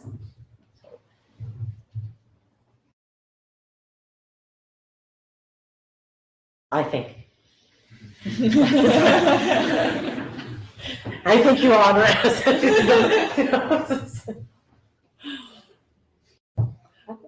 So I think we return at 5. We can make it a little bit earlier. Yeah, I think so. Then we can have. Oh, you can start a little bit earlier at the next section. Yes. Or make a break. Yeah, make a break at something like 30 minutes, and then we start earlier. Okay. It can be like that, because then we finish earlier, and then we can rest earlier.